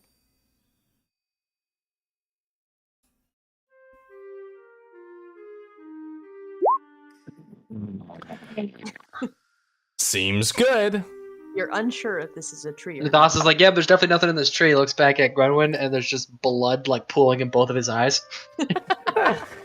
His eyes are just red. Kind of like rubs his eyes a little bit, and then just starts hacking at it. Okay.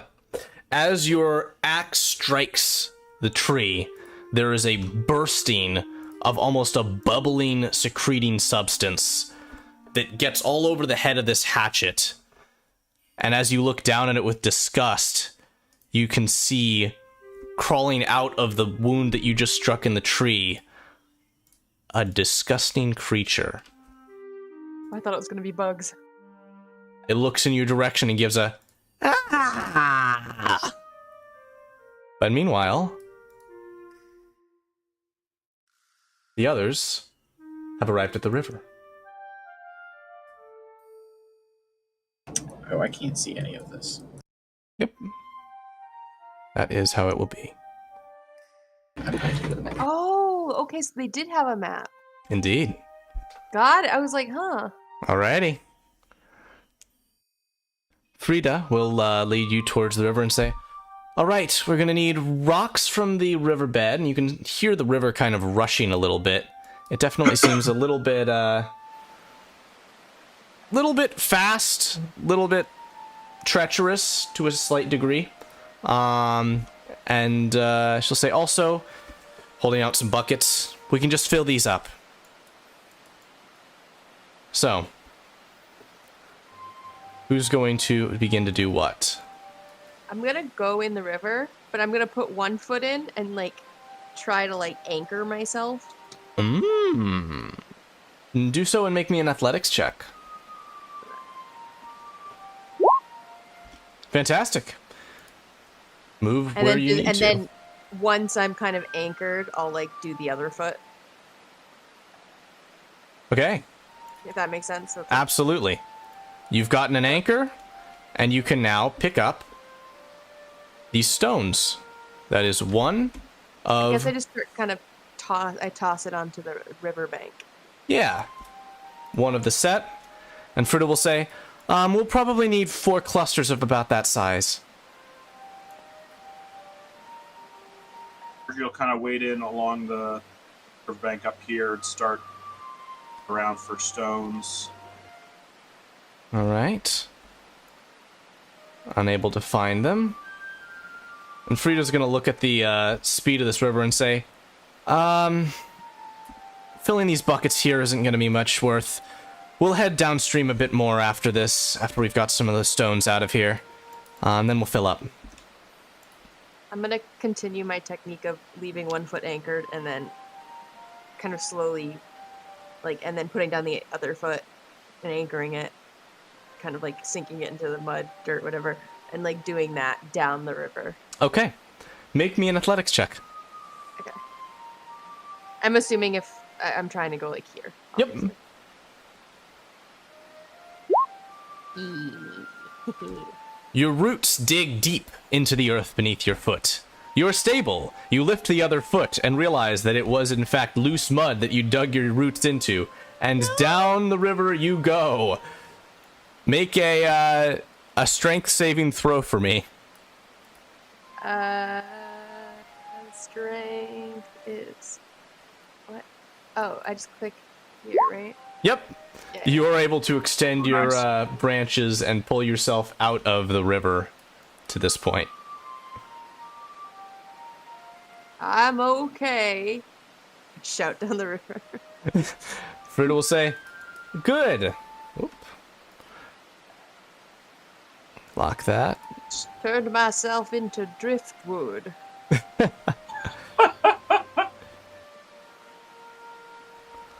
Alrighty. She's gonna kind of make her way down the river, kind of like skipping along the shoreline and splashing in the water, kind of taking a scan for some rocks until she comes over to these here.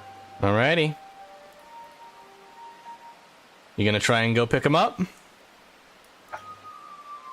If you are, make me an athletics check. Oh, excellent.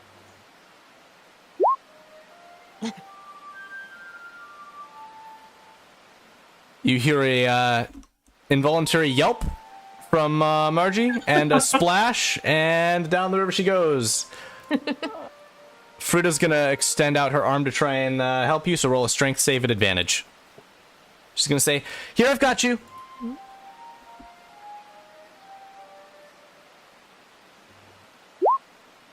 And she'll successfully pull you out of the water.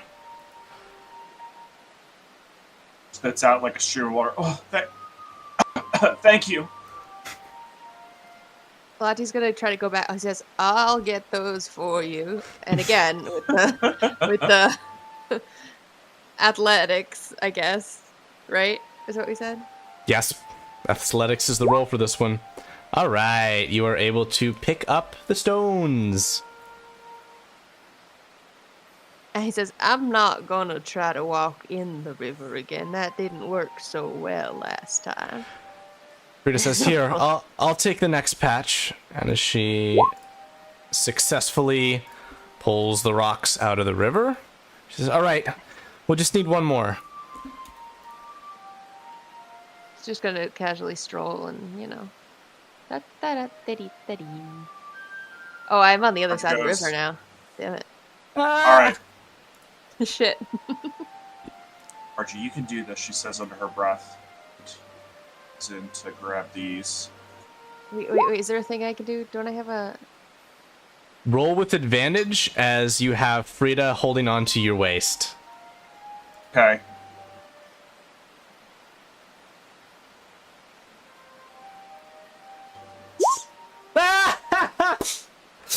Oh man. So All right, Lottie, good. You Good. look towards your two companions, and you see as both of them whoop, sploosh splash into the river and start washing their way down it. I know this isn't how Thorn Whip works, but could I try to cast Thorn Whip? to, Yes, like, roll grab it. one of them. Who are you Ooh, trying to nice. grab? Whoever's closest. You crit and kill Mark's character. You successfully fail at grabbing either of them out of the water, and they continue to go down. Frida is going to grab hold of a rock on the shoreline and say, grab my legs! You can make a strength save, Margie. And Margie continues down the river. Margie continues down. Yeah. I'm gonna follow Margie and cast Entangle.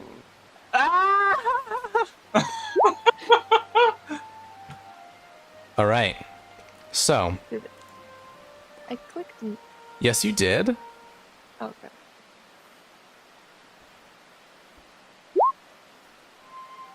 Give me one moment to update the positions here. As I didn't exactly expect Failed this. strength save rolls. Unofficial here. Right. I intentionally cast like maybe some looser vines so that it's not like trapping her in place, but rather like casting it near the shore so that it like grapples, if that makes sense. Perfect. All right. As you do so, Margie, you are pulled to the side of the river by these vines. And you are restrained before I imagine you were going to let the spell go. Yes. No, you're stuck there. Think about what you've done. Yeah. Think about what you've done. No. Yeah, the release. Perfect. I Alrighty. hope the grasp wasn't too harsh. Oh, thank you. She kind of starts like wringing out like her cloak and like her big braids. She's just kind of like wringing them out for the side of the river. Frida will say, the crossing's up here, it slows down. We should be able to fill up our buckets, and then we can head back upriver to get the stones we need. Wait. Are they supposed to be here? And she points downriver. Lati interrupts and says, wait a minute, where's Rookie? Where is Well, Roki? I left him back at camp. He needs Okay. a nap. Oh, good. Okay, good to know. I was worried for a minute. Please, sorry for my interruption. Please continue. You see a number of men, human they appear, filling up large sacks of water. And Frida says, we did not approve any harvesting of rainwater. These men are water poachers. And she pulls her bow off her shoulder and says, let's make a statement. And starts Lati stomping says- forward. Lati says, now, I believe there's enough water for... Oh, there she goes. Some ethical dilemma there. What was their propagation? They were drinking water! Water that came from the sky. You just like accidentally got wandered into Mad Max. Are you going to follow her along the shoreline? Yes. Yes. Oh, no, I'm gonna go into this tree and come out this tree. Fantastic. She stands across the river and says, men, you have not been given access to the sacred water of this valley. What are you doing here? State your purpose, or you'll be ejected. This man's gonna say, oh, jeez. Got one of them natives. Quick draw! They all reach for light crossbows at their side and are going to attempt to attack you after our break. Fun. Fred, That guy looked like such a dweeb. I'd give you fully permission to kill this man. why does he like? He looks like he's going. He looks like he's got like, God, he's got some Smells- strong opinions on the status of women. Everybody knows that a neck that thick, you can only be a dickhead. All right, everyone. We're going to intermission. I'll see you all in 10 minutes.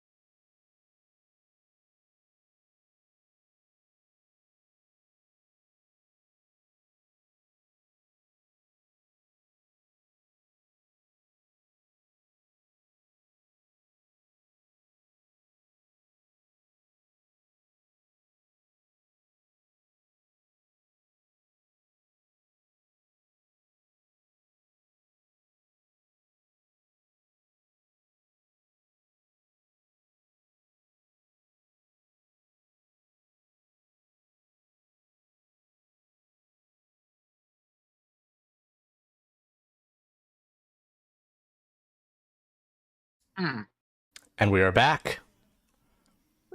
We are going immediately to Natas and Gui here, who have just encountered a strange creature. This creature squeals at you with a... and then, with sharpened claws, moves to attack you. Roll initiative. I mean, you did just cut open its house.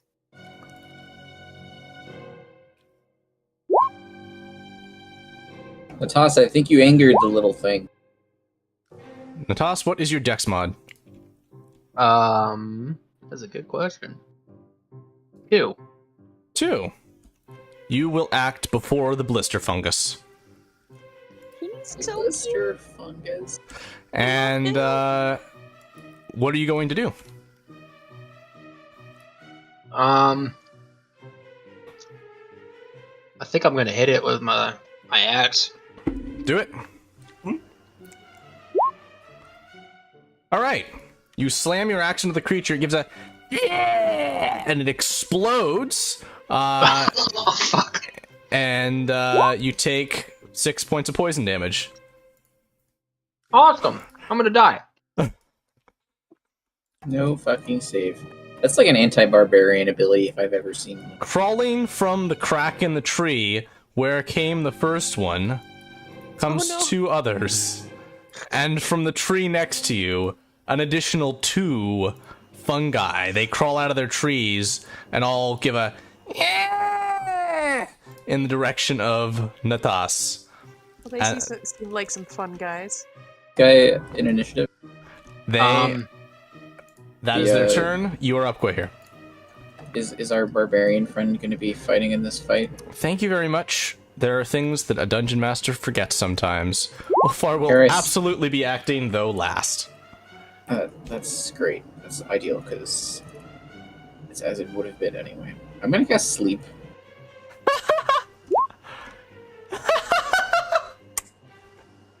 I'm going to play a lullaby for these little blister boys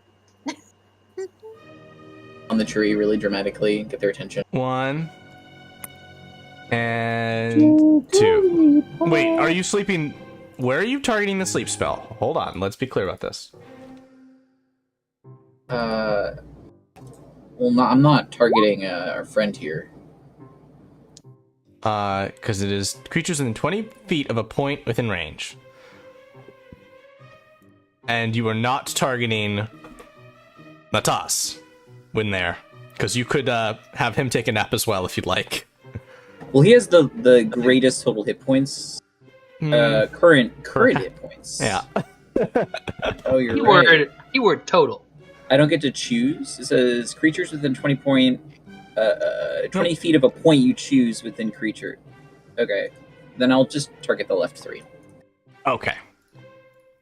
1 and 2 and 3. I didn't know the radius offhand, so yeah, you definitely get these guys. Alrighty. These little tree fungus guys go eh, and take a nap. They're taking a nap right Natas, what are you gonna do? Gonna walk over here. He reaches out his little hand as you do, and what look like claws just tap your skin, and you feel the possibility of a growth. His reaction is an attack of opportunity, which requires you to make a saving throw.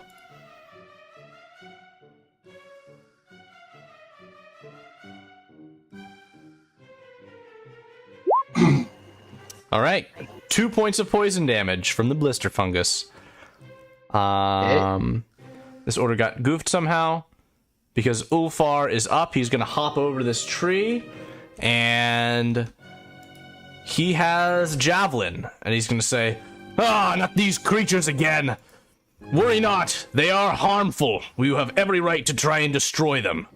And he's gonna huck his javelin directly at this one that is going to pop and explode out with poison around it. Blister fungus are up. Now, let's see sleep. Do they get to make a save? No. I think they do. They are think just sleepy. They're just dead. I mean, not yet, but What strange magic is it that you cast upon this? Is it like the sleeping spells of the Sage Clan? Probably identical, yes. Josh just throws a I javelin at just one of them, use this. kind of ignoring this conversation. He's fucking pissed off. And Ulfar nods and says, "A good idea," and reaches for a javelin. Guahir, are you going to do anything? I'm going to not do anything. They can mop this up. I did the hard work here. Okay. The javelin lands just next to one of the blister fungus. He says, "Ah!" And reaches for another javelin. Natas, are you going to continue throwing javelins until they're... Hey, that hits exactly. And then... Yeah, okay.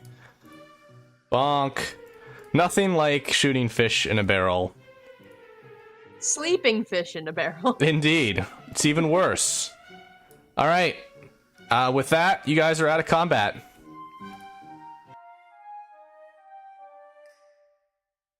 Natas, do you need some, like, antifungal cream? Look, that. Some, like, aloe vera? Some tea tree oil? No. A doctor? Maybe. Alright. Well, the trees have been logged successfully, and Ulfar will say, "Alright. Just help me with one more, and then we'll carry all this back. It'll take a bunch of trips. It'll be great." And in the time that takes the three of you to conclude your gathering of supplies from the forest, we go to the river crossing, where the others are encountering the water poachers. And as they have just drawn crossbows on all of you, I'm going to need initiative rolled by all of you. Yep. Nice. Ugh.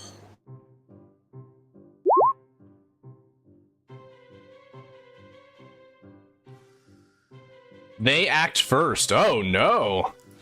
Alrighty. They're going to draw crossbows. We've got a shot towards Lottie. 8. We got a shot. It's not going to hit, right? Yeah, no. Okay. Shot towards Margie. 16. Oh, no! I'm down. Taking a nap.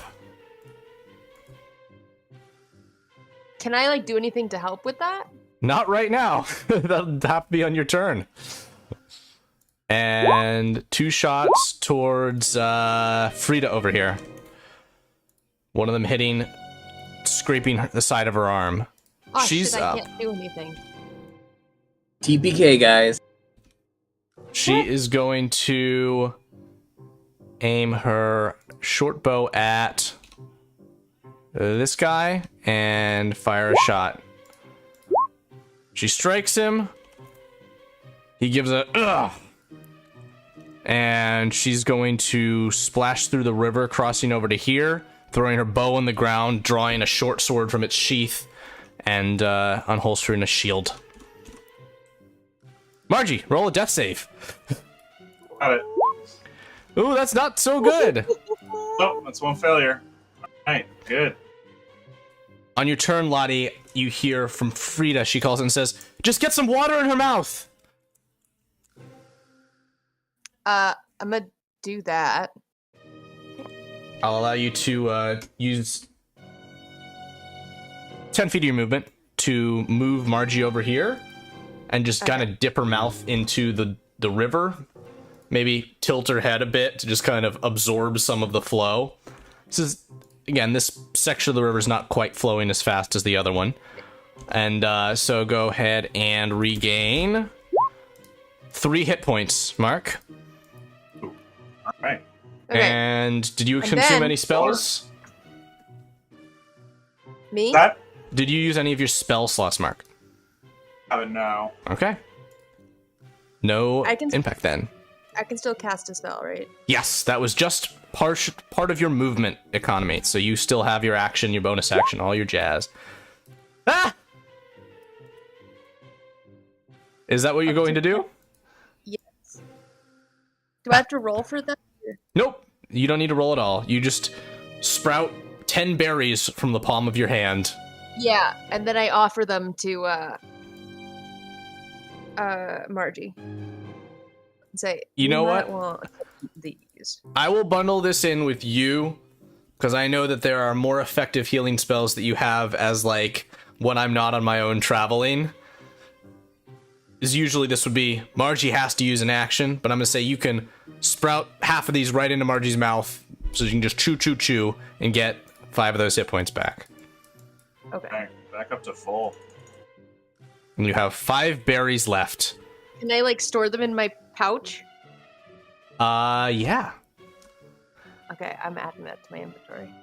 The bandits Really? are Druid up. forcefully spawned berries into my mouth. Want to file a complaint? All right. 5 1 HP berries. Berry flavored canker sore. These bandits are up. One of them is going to swing on Frida, the other one as well. And it'd be a crossbow shot against Lottie, and another crossbow shot against Lottie. They all go haywire. No hits this round. They just bounce off my bark. Frida is going to swing her short sword. And that is also a garbage roll. Look at all those single digits, babies. All of these went to Sunday's highlight reel, which will be coming soon. All my dice karma. That's okay. Margie is up. All right. Having drank some water and eaten some berries, and the arrow still kind of sticking out of her shoulder. Her eyes kind of flare up, and like a breeze that like isn't in the air, but like kind of swirls around her and kind of like ruffles her hat and cloak. And a lavender light kind of spreads out the center of these guys, and I'm going to cast Fairy Fire. Nice. Very good. Okay, so this is a 20-foot cube. How are you gonna do that? Like so? Yeah. I'll get 3 of them.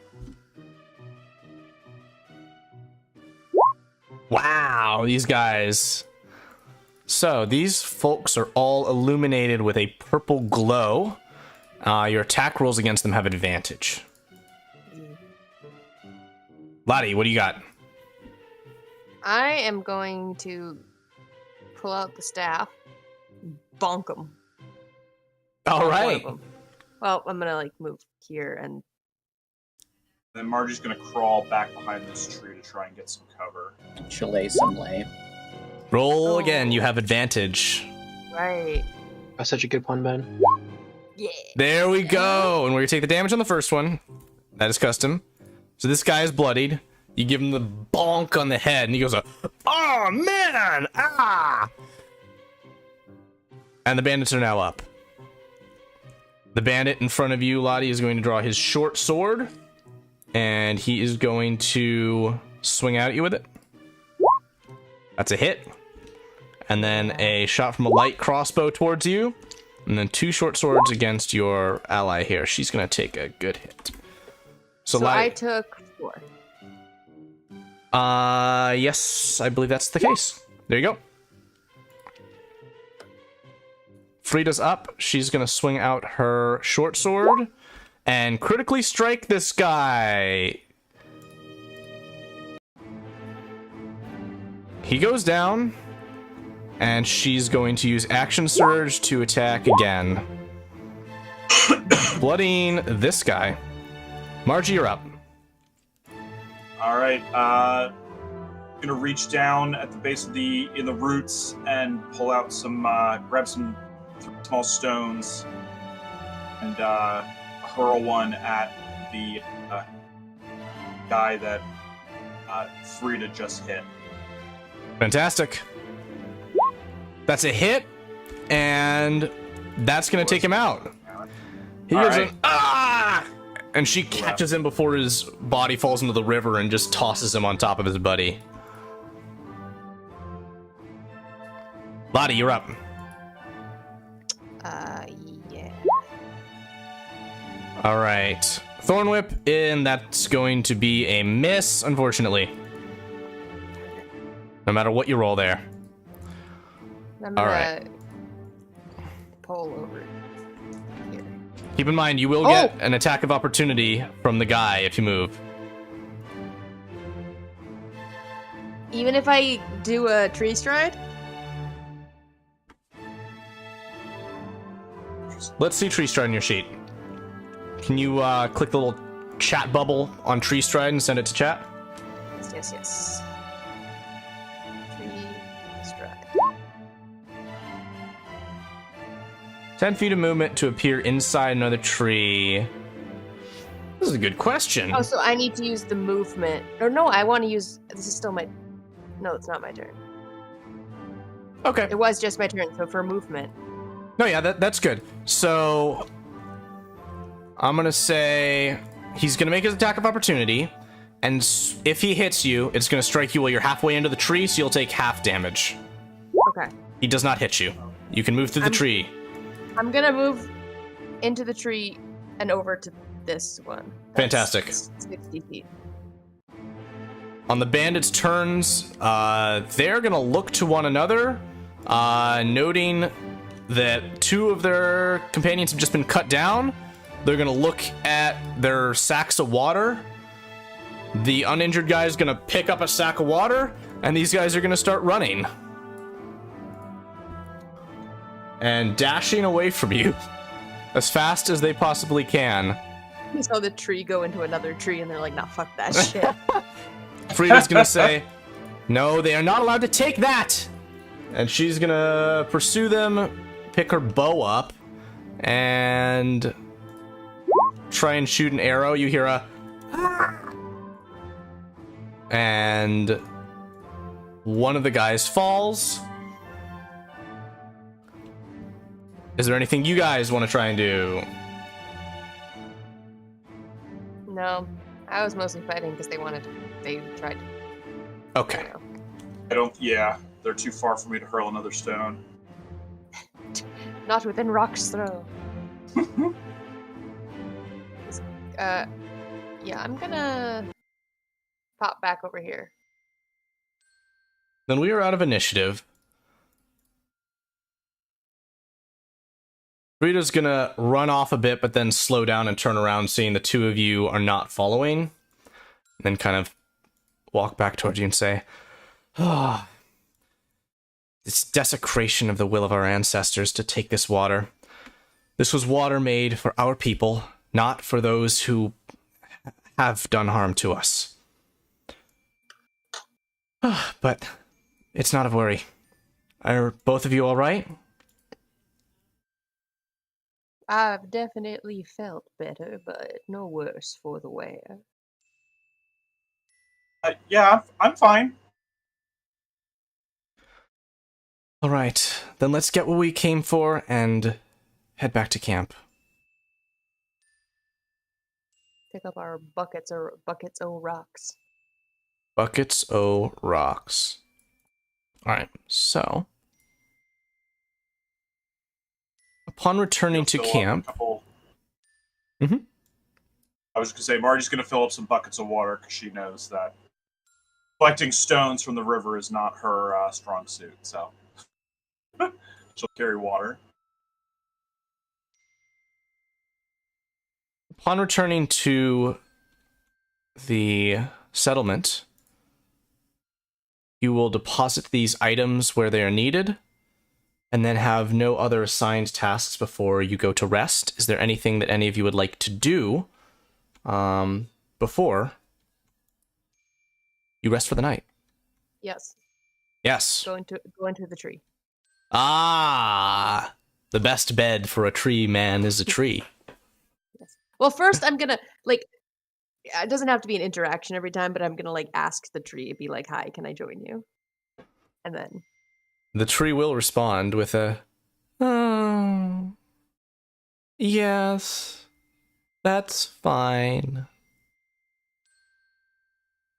He's just gonna take his word for it. He doesn't have time to be reading people's minds. Like, People. He doesn't have to be reading the trees' minds. well, I guess he gets that response and then moves to another tree.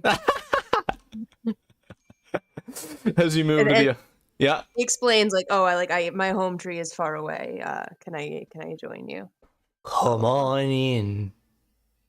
That's creepy. Move to no. I'm kidding. Yes. Hops on in. Hey man, trees be different. All right. The rest of you, is there anything you wish to do before you rest? Over to the fire circle and water and sprinkle in some herbs and tea leaves and got a snack that she kind of shares with Rookie, and then Oh. up in her sleeping bag and up at the stars with her hands behind her back. She goes to sleep on her bed. Rookie cuddles up on your lap. Little chunky boy. Whatever the raccoon version of a purr is.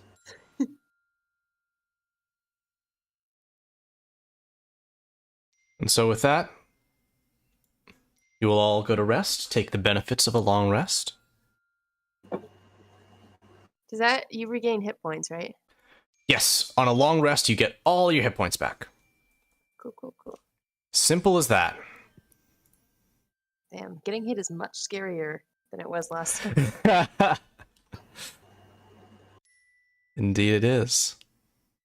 Get back all my slots. Oh, I can. Still can't believe I saw a 26 and I was like, haha, misses. Ah, shit.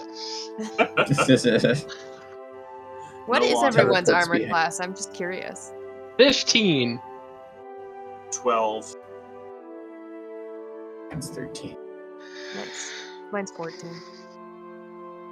So I get comes the an extra, morning. Extra 2 from Bark. Sorry. You hear a knock, knock, knock upon the door of where you are resting. Which of the two of you will answer it? I'll answer it. As you open the door, you see Ulfar before you, and he says, "Ah, Natas, are you ready to herd some llamas?" No. Closest Oh, to yes. When you're all ready, meet me at the south gate. I've got them all ready to go. Is, Quinn here? Am I pronouncing that right? Wait here. Quay here. She awake? Barely. I don't sleep. Oh, yeah, that's right. Well, Natas doesn't know that, so he walks over and just kind of gives you a bit of a kick. Don't Like, do that. The guy wants our help. Yeah, Llamas, right. Sure. Let's go. Where'd he go? He told He's, you Southgate. some-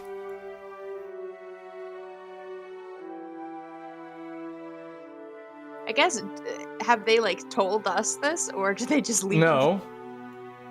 Oh. Supposed to be telling them? Margie kind of comes over, like, rubbing her eyes, and is like, where are y'all going?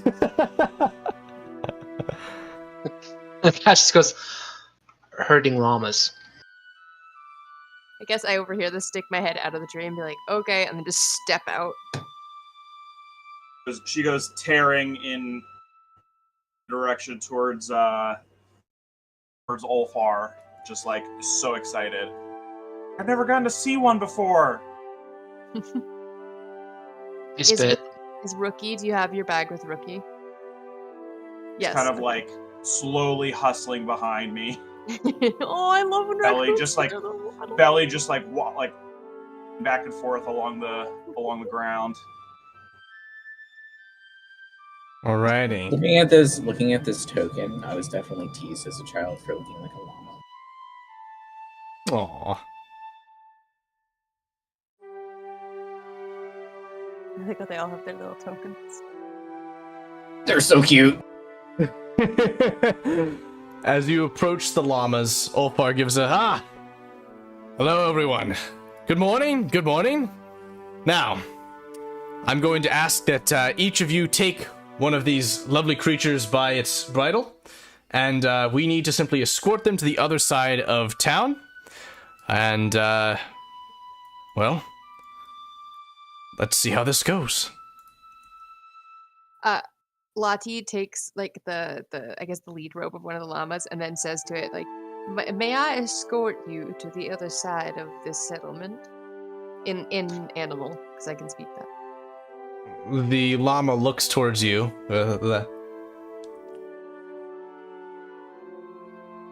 Food. Are we bringing them to food, perhaps? Yes, we are. Oh, alrighty then. And then, What's this one's name? What's this one's name? And he'll ask a farmer that's standing nearby. He'll say, that one's, Judo.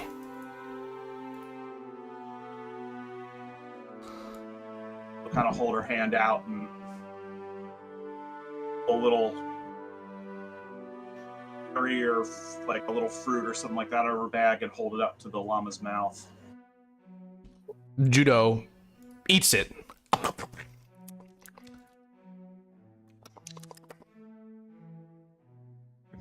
Judo.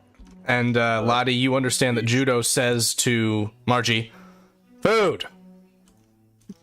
I think Lottie is gonna remember that he has the berries and offer 2 of them. Whatever llama you give these berries to will consume them instantly and then say, food. All right, I'll take the lead. You can guide a llama 30 feet with you, and I'm going to unlock movement access to the llama tokens for everyone. Cool.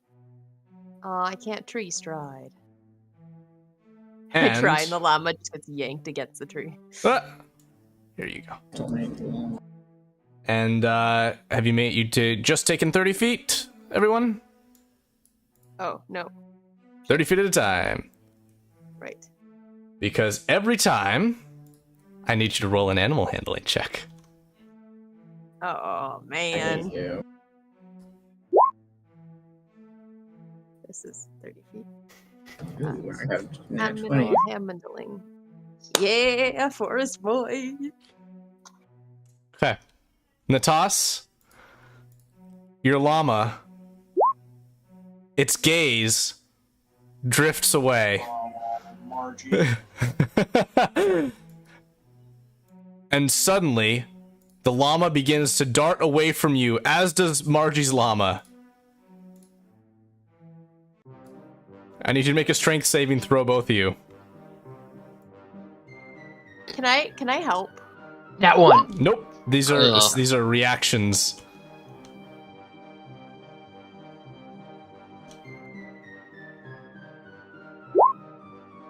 Poor Marky, first the river.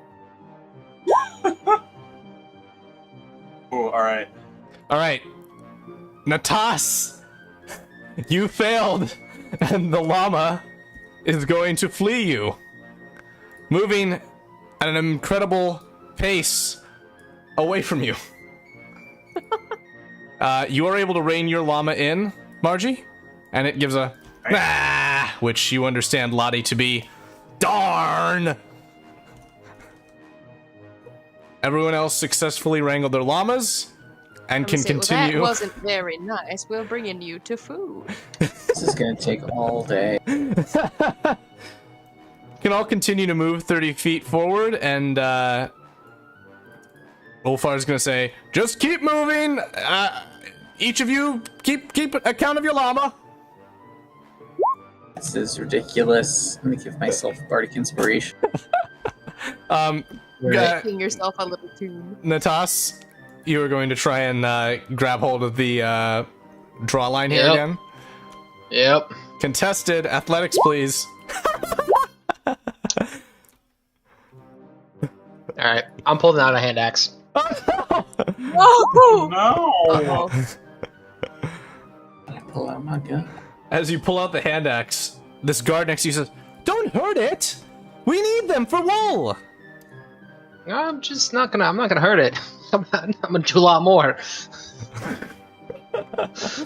Oh To a rage. Just be like, All right, but here's the thing. That's not the only loose llama. Lottie, make a strength saving throw. I was hoping you wouldn't notice. Oh, well. The llama has one roll that it can make to not escape. Come on. There it goes. It escapes! Ha! The llama is loose! No, wait, come back. I thought you wanted food. It He calls- yells in llama, which is probably terrifying. So the tree yells, "Meow, yeah," and the llama shouts out, as you understand it, Lottie, "Food! Food!" Alright, the llamas have moved. We're on to the next round. Ulfar's gonna continue leading his llama. He says, they're not very smart, are they? So Do I have food for this llama? am I trying to go find the llama? He said you are responsible for your llama. Okay, well, I'm going over this way. I'm gonna try re-grab the llama. Alrighty. You're gonna need to make an athletics check against it. I pick up the llama. Okay, so it rolled higher than you, but since you rolled a natural 20, you automatically are going to succeed that contest.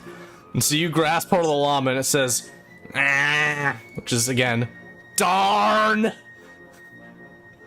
Now, I say, in llama, food is this way. Tree. Chris, what are you trying to do to wrangle this llama? it's athletics to fail again.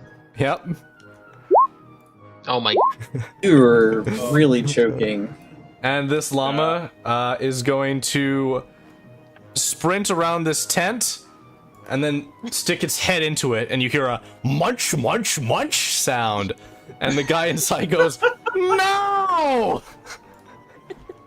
My cabbages! Not too far off. All right. How are we doing for moving forward our llamas here? I'll have to roll again.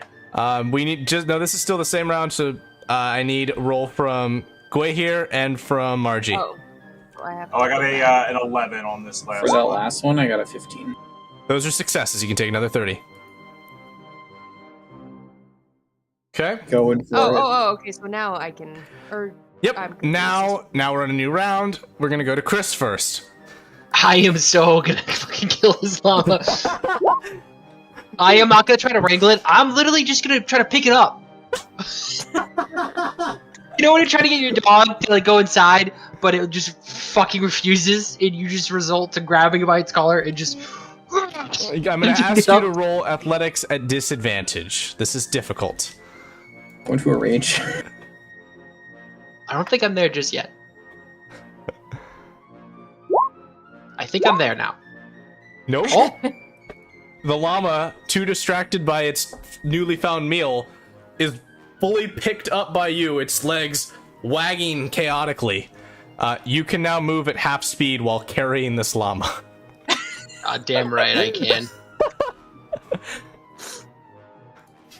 Amazing. All right, Lottie, animal handling was 18. Up here, we need Margie and we need the others. That is Yes. Gui here and Ulfar. Ulfar says, "Whoop! Hey, where are you going? Where are you going?" Food! Correct. But he's gonna wrangle it. And that is the completion of that movement round. New movement round, everybody. Another 30 feet for Ulfar. So And- far. check, please, from you, Guahir, and Margie, and Lottie, and, so... God fucking... strength Yes. saving throw for Lottie. And now for our friend Natas and his llama. You see, this llama does not like being carried, so it's now going to try and break the grapple. I need you to roll an athletics check. Oh, come on. And it runs. Where did it run to? It's just gone. This direction. Turn to Ulfar and be like, Ulfar, where did everyone go? And he says, herding llamas is dangerous business. But I'm sure they'll be Come on. alright. Is that on the roof? Where did my llama go? Your I'm llama... about to bludgeon this llama Ah. to the state of unconsciousness.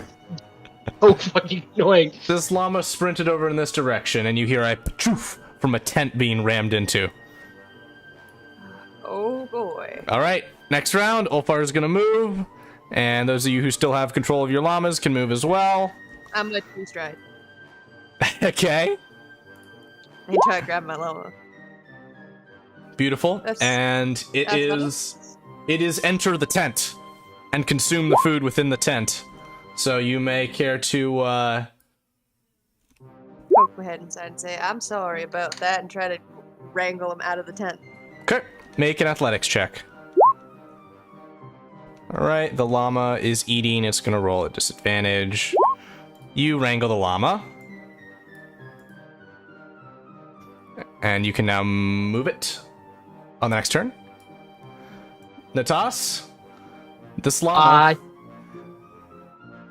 yeah. Yeah, you can go first. You're the DM. You do your thing. Well, you've reached... Have you dashed, or do you still have an action? Because it is diving its head into this tent, and the squirrel's gonna say, oh no! Alright, I'm gonna walk over here. I'm going to take the tent, and I'm going to wrap it around its head.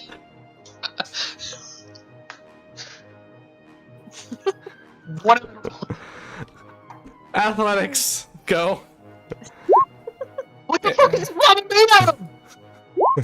You just hear yelling. Not the stuff. You succeed again. You now have the llama trapped inside of a tent. Amazing. Okay. Let's go back to movement. 30 feet for those of you still wrangling your llamas. Fail me now. Oh, God damn it! God!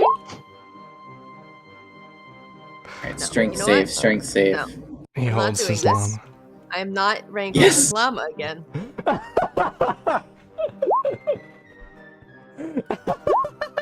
You should have guessed that in the first place. I really, really should have. Okay, so let's parse all of this I don't like- disaster. I don't like Alright. charming things against their will. So, first of all, whilst Guahir loses grasp, loses control of the llama, does manage to stabilize it, so the llama is still present. Margie, you fail the roll, strength saving throw.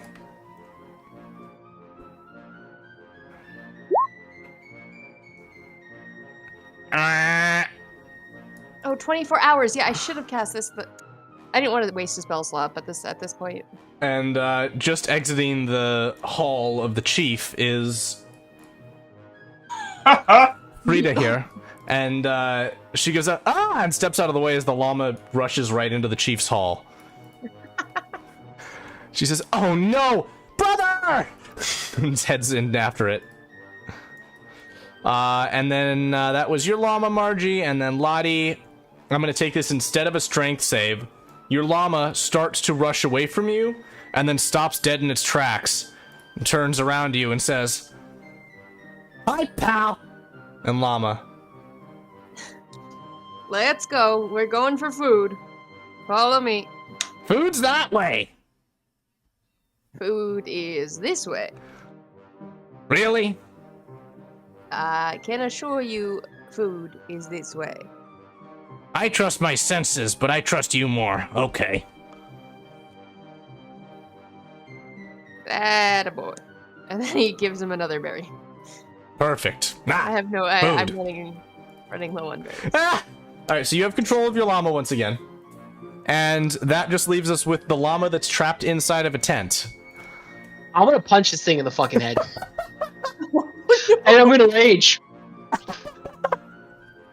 Oh no! Okay, do Might be it. eating llama tonight. Okay. So he takes 5 bludgeoning damage. Okay. Its head is just wrapped around. It's got a tent wrapped around its head, and I'm just punching it in the fucking head till it stops moving. Okay. It is going to try and break free of the tent. It fails. All right. And now let's see if our leader, our glorious Ulfar, is going to maneuver his llama successfully. Yes, he does. Ulfar's llama is clear. And he's going to jog back and try and help whoever he can. And go ahead, Gwei here. Go ahead, Laddie. Do I have to roll animal handling? No, you do not. You can just take 30 feet of movement. Oh, I should probably measure that. Gwei here. Yeah, I'm just gonna fucking go for it. Okay. Your llama is clear. You may want to move yourself back onto the map, though. Oh god, I can't get my token. It's lost forever. Quick, bring a clone in. There we go. You Okay, seem different. Margie. This llama has run headlong into the hall, and you hear the old man going, "A llama!" Ha ha! From the far end of it. What are you going to do? Alright, I'll make my way in there if I can. Nope. Grandpa, just want to come in and see how you are. Come on, Judo. Try and re-grab his... Athletics, please.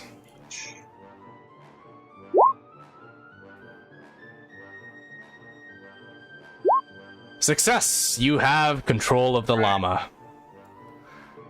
And that just leaves us with the tent puncher. 16 to hit. Yeah, it hits. 5 points of damage. This llama is growing ever closer to unconsciousness as it Good. tries to bust out of the tent. And it busts out of the tent with its action. And then Run. take an attack of opportunity against it as it tries to flee you. Oh! That's a hit. It's limping away from you. No! Beating up a llama. I'm beating this thing to the state of unconsciousness, and I'm throwing his ass in the prairie. The carcass, you throw it in the... He'll be alive, and he'll remember. All Just right. A brain hemorrhage. Up here, Lottie, you can guide your llama to safety. As Ulfar is gonna dash to go help out. And, yeah. Rita's actually gonna help out. So you're set. You're set over there, Margie. And, Ulfar is gonna head in the direction of, Natas's llama. So you... Did you take your movement, Margie? Yes. Fantastic. The All right. 17. And then that leaves us with... this llama. Is it my turn? Is it my turn? All right. Yes. Natas goes into a full-on sprint and does like a flying Superman punch. Brand new campaign. Oh. Same Damn it. old tactics. He lands just on the ground like, God damn it! Gets back up. At the top of the turn, Margie, make your animal handling check with advantage as Frida is helping you. Probably help someone, right? I don't need any help. I got it. All right. With Frida's help, this llama will not give you any more trouble and can successfully be escorted all the way to the edge of town. And this llama is, as well, clear. Which leaves us with one last llama. Ulfar is going to approach and say, "Whoa, whoa, it's all right!" And try and calm down the llama. And the llama's going to give a... And Ulfar takes the rope and says, "We don't need to do any more violence here, my friend." Starts to lead the llama.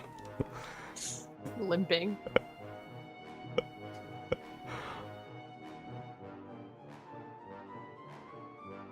It's all yours. And with that critical, this llama's not going to give him any trouble as well. And he'll be able to escort it all the way to the edge of town. I think when the llama makes it to the edge of town, he's gonna look back to the toss and be like, "Motherfucker, got my eye on you." And with that, the llamas are successfully escorted.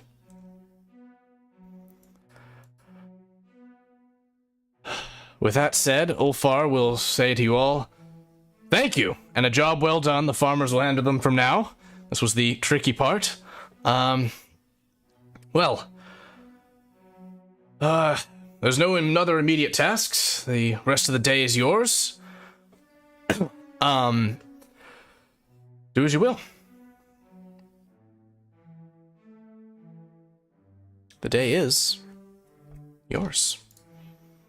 This is, in a sense, a downtime situation. So there's a question of what, if anything, will your characters do?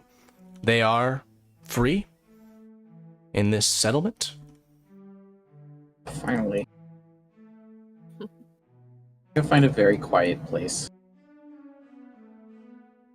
The two siblings will be at the Chief's Hall if any of you wish to converse with them or discuss. Otherwise, I'm gonna go over this tree and ask it, say, "Tell me about this place." the tree responds with a, "What would you like to know?" Let me think about that. This is not in character. This is just me being dumb and not having thought of questions. I don't know. Okay. What should I know?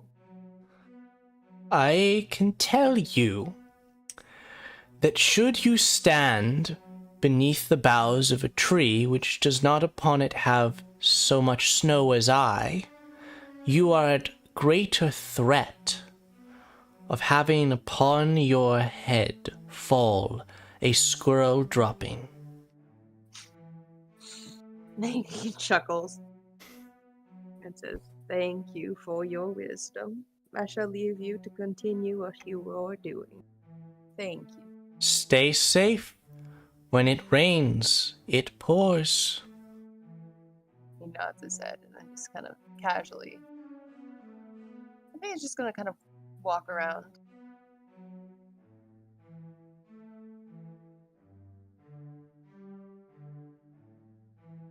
All right. Quaher, you said you are just going to rest? Ben? I don't know. Is there anything else besides talking to these two that... Not immediately, no. You could perhaps play drums with the children. Teach the children some music theory. Now listen up. So So I don't know. I teach them about... Oh, sorry. sorry. I teach them about time signature. Thrilling. I know it with Dentala, I could regain a spell slot with a short rest. Not yet. No, I cannot do that. Okay. Not yet. Surprisingly, I will note as a setting detail, the children all seem to understand the concept of a time signature, though they never heard it called that before. Ooh. I just rolled because I'm that guy. Okay. Good job. I'm doing a great job. Doing a great job. Is Margie up to anything interesting? I think she sees Natas like walking towards the end of the town, and she just like runs after him, just like curious to see what he's up to, and is kind of like dancing behind him. Where you going? To the river. Come? Sure. Toss is gonna go grind bandits until he's level 2. Hey, ask you a question. Sure. How long, have you had your horns?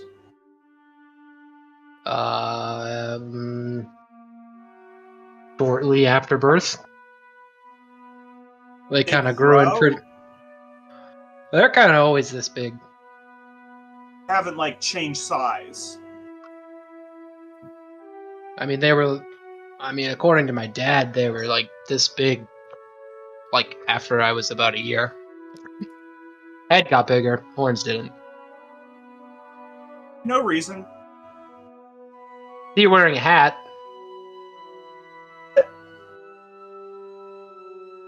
You know, it's kind of not really possible for us tieflings because of the horns. Can I tell you something?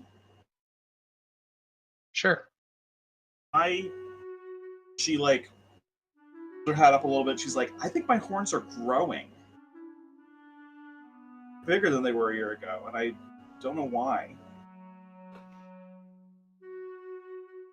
Maybe you're getting smarter. Certainly hope so. I have been doing a lot of reading lately. Okay, never mind. And she pulls her hat back down and kind of runs off to splash along the edge of the water. Was there anything in He's gonna particular? get to the edge of the water, strip completely naked, and just bathe himself in the water.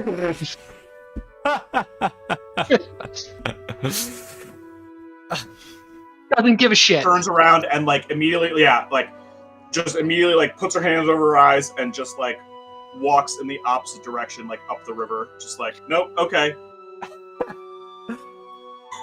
Remind us how old Margie is? She's like early 20s. Okay. So Probably about like 22 or 23. okay, so she's not a teen. I wasn't sure what the age hierarchy here was. We have muscle-bound 18-year-old Natas. Sitting on a rock, just like scrubbing his hair, naked. What a guy. Anime protagonist energy. I'm just imagining him having like his special shampoo for his flowing locks. Oh yeah. Josh puts his special shampoo back. In what pocket? We don't talk about that in prison. But no, yeah. No shampoo. You know, get some singing, something gritty. Oh, gross. Get some exfoliation going. No body air, you need that. All Yeah, right. nobody here yet. So,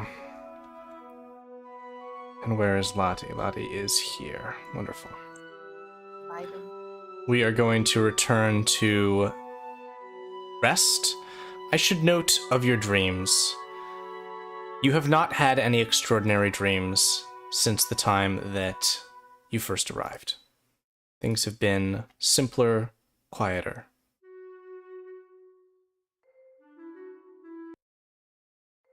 And so, you all will go to a rest. Come the end of the day. Spell slots. Is this where you all are going to rest once again? Yeah.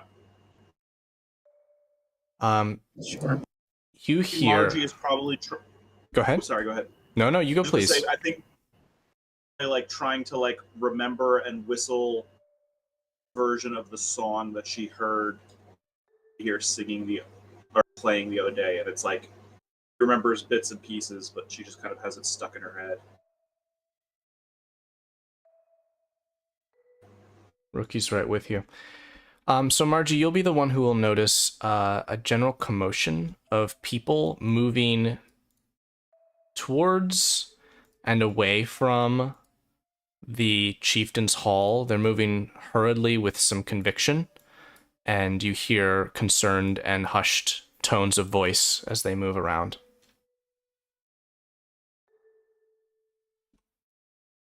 She'll whisper to one of them as they come past. What's happening? This guy passing by was like, "What? I think the chief is passing. We're doing our best to get anything we can for him, though." He moves on. He'll probably tear up towards the Chieftain's longhouse then. Okay.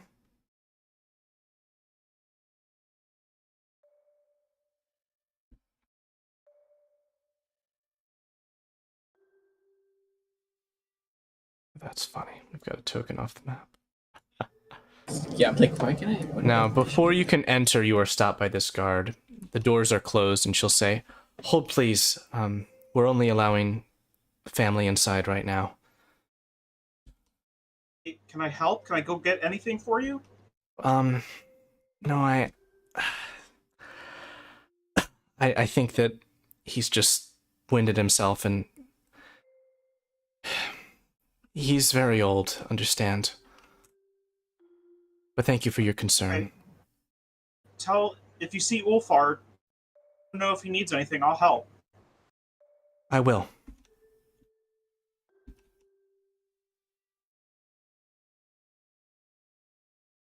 Rookie, we should probably go tell the others. Go make our way down to let everyone else know.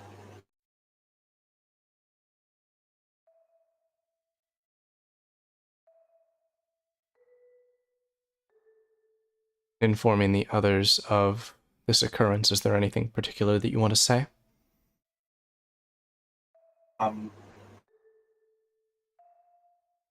Kurt's dad is real sick. I don't need any help right now, but can we do something?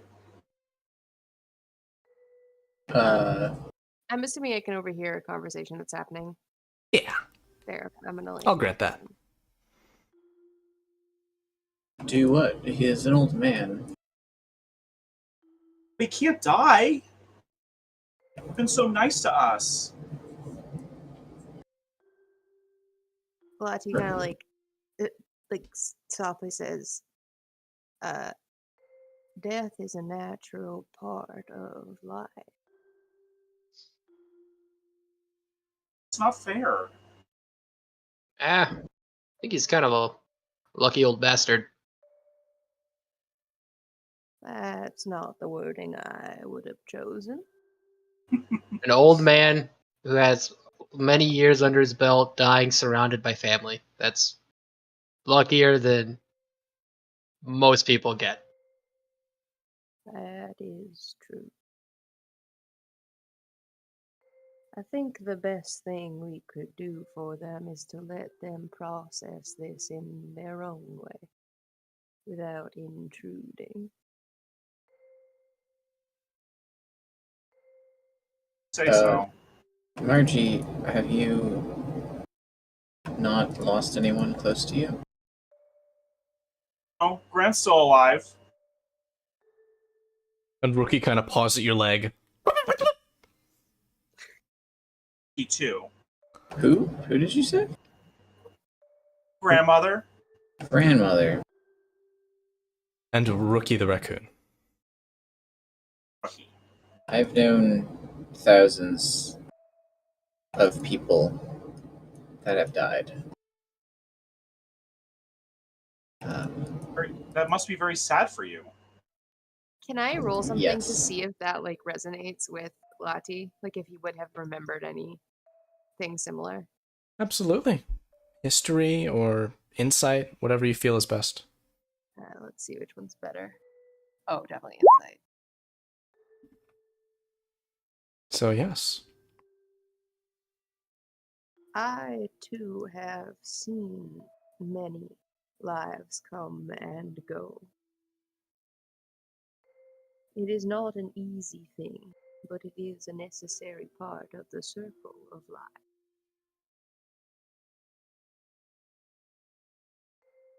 I started singing the Circle of Life from Lion King. The circle of life.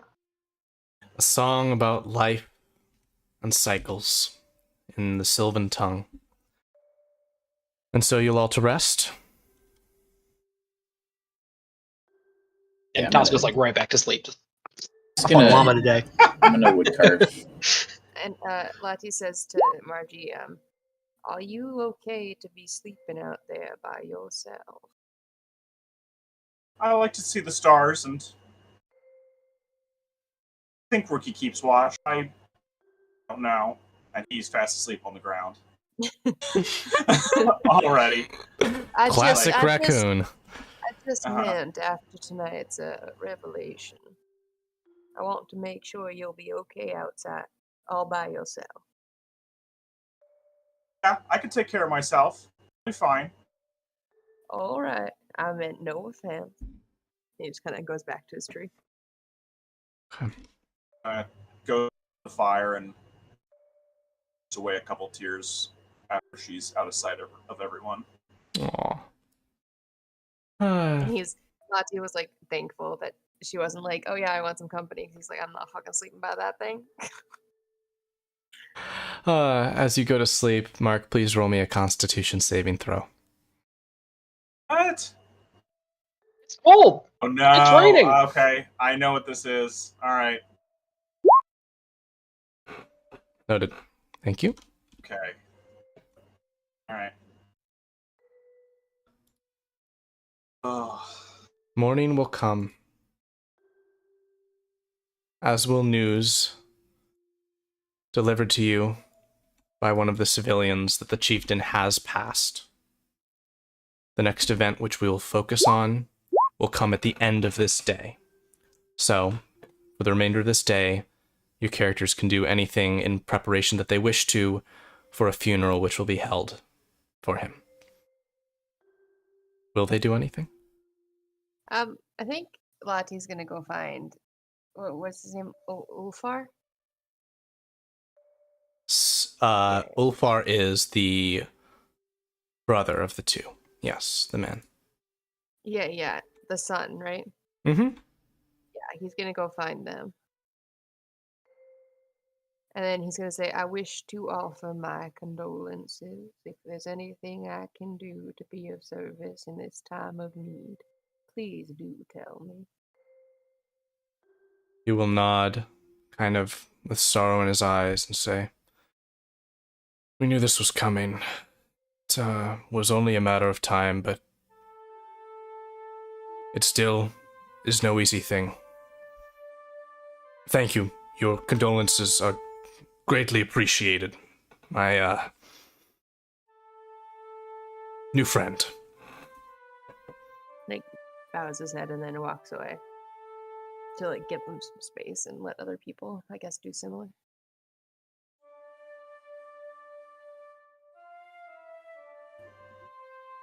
Margie would probably just kind of wander around, like, outside of the village wall and just kind of, like, pick wildflowers and make a little bouquet for the funeral. Lovely. I give my condolences to this guy too. He will nod and say, thank you. I'm sure, from what I've heard that you've said thus far, your eyes have seen many, passing. Yes, it doesn't get easier. And if it does get easier, it's probably not for the better. But if it wasn't for your father, we likely wouldn't be alive. He's the one who told you to go find us, right? That is correct. Had he not had that vision, we not spoken of it, we never would have headed your way. I won't speak for the others, but if there's anything that we can do, or I can do, to help fulfill whatever purpose you thought we had here, and offer that service. That is greatly appreciated. I think that your presence at the funeral tonight will be well enough. Cool. I'm gonna bow to him and awkwardly leave. Sprint away. Natas? Is there anything you would do? I feel like where he's from, like, they don't really like say condolences or anything like that. They might give like an offering. It's there's gonna be a pyre, right? There is a pyre, but you don't know if he'll be burned on it or not. I think the toss is gonna try to like go on a hunt. A hunt? Yeah, and like find like some like sort of trophy to like put with him. Okay.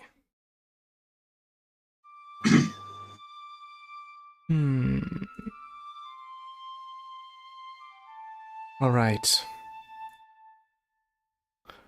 While you're doing that, we are going to take a short 3-minute intermission while I resolve a technical hiccup, and then we will resolve the conclusion of tonight's story. Thank you for being with us tonight. Awesome. This is so great.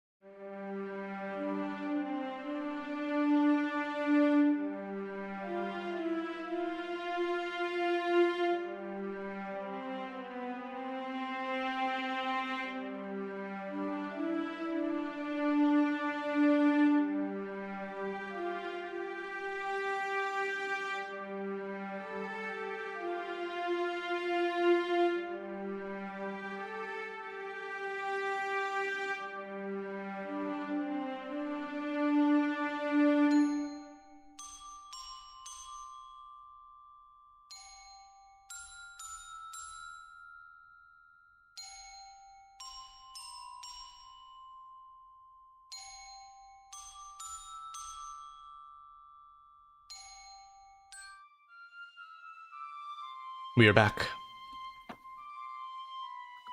So, night will fall. Those of you who will have made preparations. The casket for the chief is prepared. The children stand to pay respects. One of the civilians will step forward, an older man, and say out to all of you, "Are there any words with any of you would wish to share before the children of the chieftain would speak?" And several villagers will step forward and speak words of respect, speak words of honor, and thanks.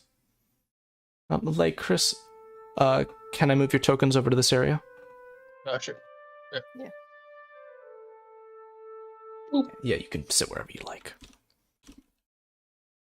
I'll go back here, actually.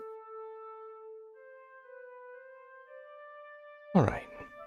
Maybe even over here, allowing like the villagers to kind of do their thing. Sounds good.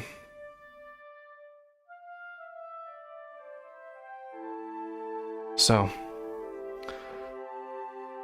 Ulfar will speak first, standing at the head of the casket and saying, "Dad, you watched over me and my life. You guided me well and have made me the man I am today. It is with great sadness but honor that I take up your legacy as the new chief of the High Clan of the Valley of Rain." And he'll step back. And the daughter will step forward. She hasn't expressed much in response to all of this. Just kind of nods and places her hand softly upon the casket. And just bows her head for a moment.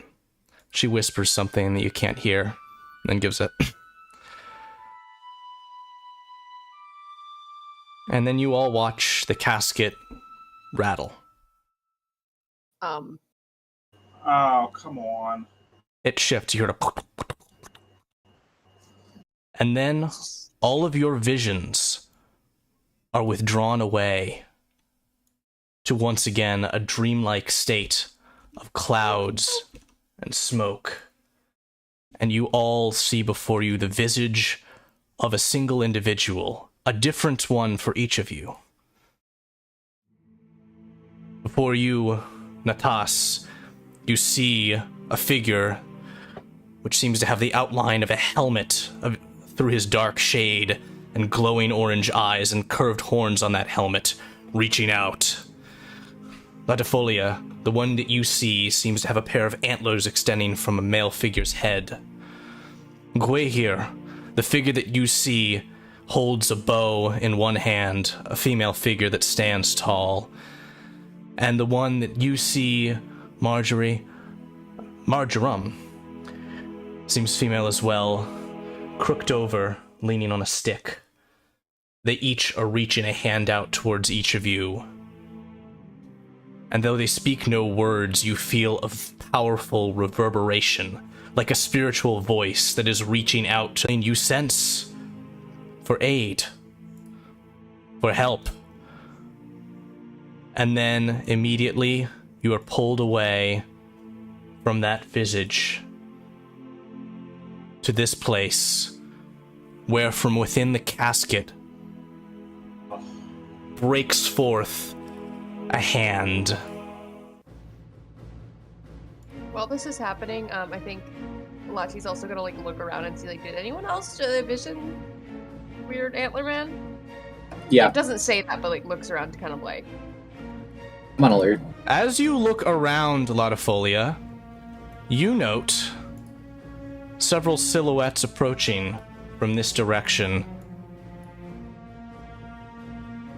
Is one of them an antler man? No. Uh-oh. Upon their shit, no. bodies, you see but bones. And there is a sound of trumping feet coming from the other directions of around the campfire as well, and I need everyone to roll initiative as the creature within the casket that was once the chief reaches his hand out to grasp the wrist of his daughter. As soon as Lottie notices the skeletons, he's gonna go, I believe that we have some unwanted visitors.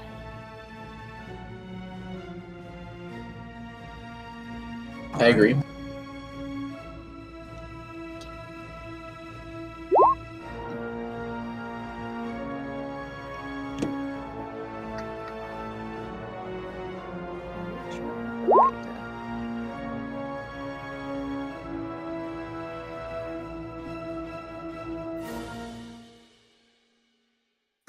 All right.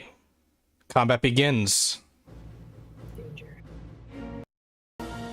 Margie, you are the first to act, except for the chieftain who's going to reach out and try and rake at his daughter's wrist.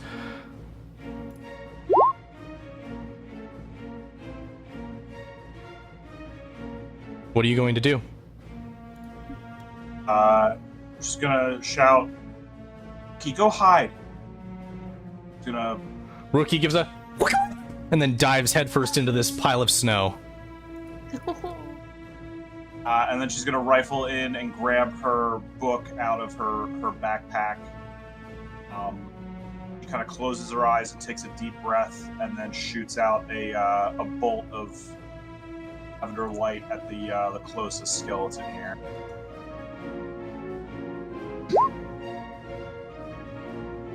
That is a roll and a half. Is that the first Eldritch Blast you've rolled today, Mark? An Eldritch Blast in a row since our little tiny thing that's been a crit. So I haven't not crit yet with that spell. Yep, that's what I thought. Clean track record. Amazing. And your target? Ping them again for me, would you? Alrighty.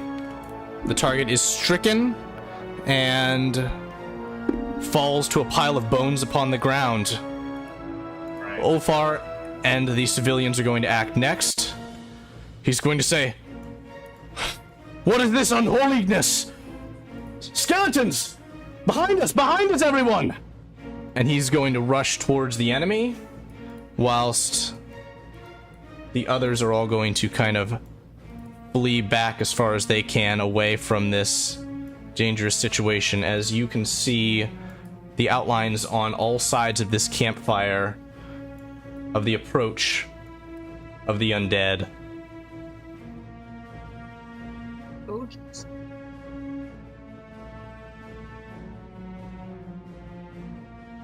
Fun.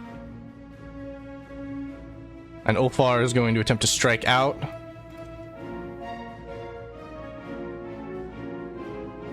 Twice, shattering 2 of these skeletons as he goes. Damn. Yangy.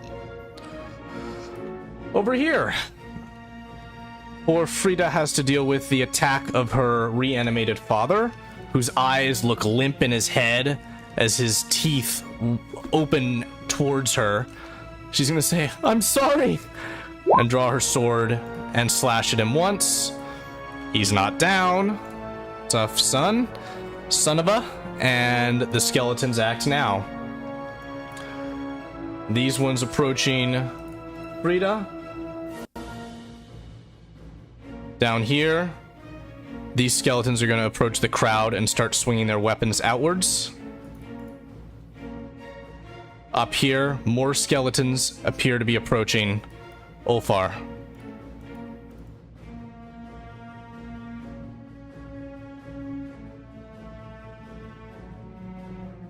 I will be resolving skeleton attacks against NPCs while you take your turns. Latifolia, you are up next. Okay. Oh, so there's more. Well, I'm gonna come over here. The skeletons, which have a little icon in their corner, are carrying shields. Okay. Well, maybe not. I wanna. I'm trying to. Sorry. Let me think for a second. So there's only these 2 groups of skeletons. There's the 3 near. There are 3 groups of skeletons. 1, 2, and 3 down at the bottom here. Oh, right. Okay. I'm gonna. Ulfar needs some help, but I think. What would he do? Okay, I'm gonna cast Entangle. But I don't know. Like, can I draw a circle and then move it? No, I can't. Okay. How do I You get rid of the 3 that are that? Yeah. attacking Frida. Yeah, I think I'm gonna do that. No, I don't want to keep drawing. Sorry. No I'm gonna erase worries. that. I don't know how to get rid of that circle I drew, but Select the hint. I got it. okay. Oh, okay. Got it. Yeah, I'm gonna make and do entangle to basically hit these 3. You got it. Here come the saving throws. Fail, fail, fail. They are all entangled. So they can't like advance, right? Correct. They are restrained. And that is difficult territory too. Or Excellent. rough terrain. Natas, you are up. What are you going to do? Feel free to redo my potato. I'm gonna rush to the ones to the south. So 5, 10, 15, 20, 25, 30. One civilian has been cut down, you see. Meh. I'm gonna go for a great axe. I'm gonna rage, and I'm gonna do a great axe against the one that doesn't have a shield. You got it. This one has a short bow in its hand, or it had one, and it is now destroyed. And that's my turn. Wait here. You're up. I'm gonna cast Vicious Mockery on Zombie Grandpa here. On Zombie Grandpa. And this is a wisdom saving throw. Yes. He fails. I'm just gonna yell return. Okay. And he gives a ah! And oh, I failed to, on his turn, attempt to attack his daughter. He does not hit. He's still alive. He still is after your mockery. Sorry. Margie. I'm gonna give Bardic Inspiration to Marjorie.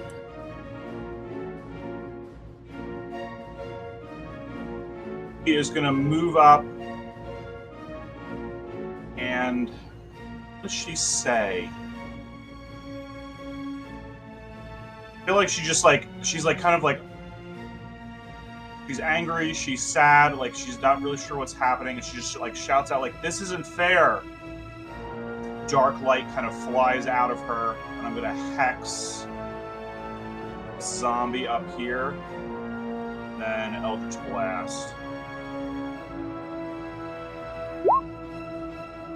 Nope. Do you want to use your? Run out at Alright. some point. Do you want to use your bardic? Yeah, what? That's a D6, right? That's right.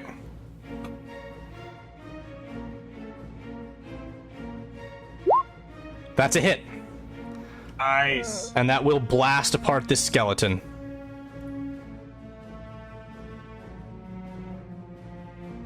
Alrighty, that's you. Ulfar is up. He's going to take the swing again. 1, 2. And he's going to smash 2 more skeletons to pieces. I did not need my help. Bomb. Yeah. He's a toughie. Now, for the rest, Frida is going to... she's going to take the excuse she can, that being the skeletons attacking her, to not have to fight her reanimated father, and swing the sword on them. They're restrained, so she's going to take advantage. Okay. She injures one of the skeletons as much as something that is dead can be hurt.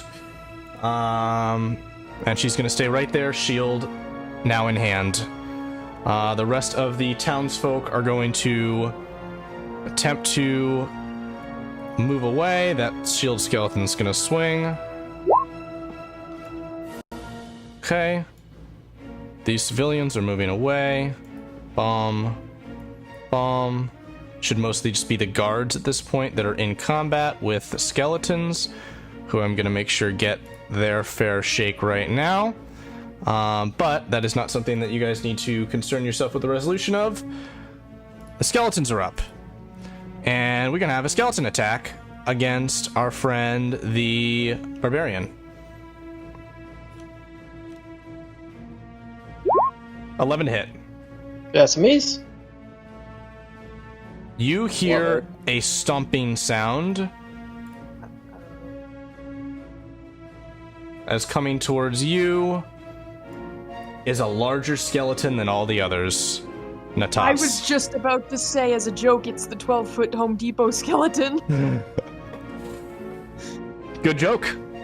Or the 12-foot Home Depot skeleton can't hear you. All right. And these skeletons are going for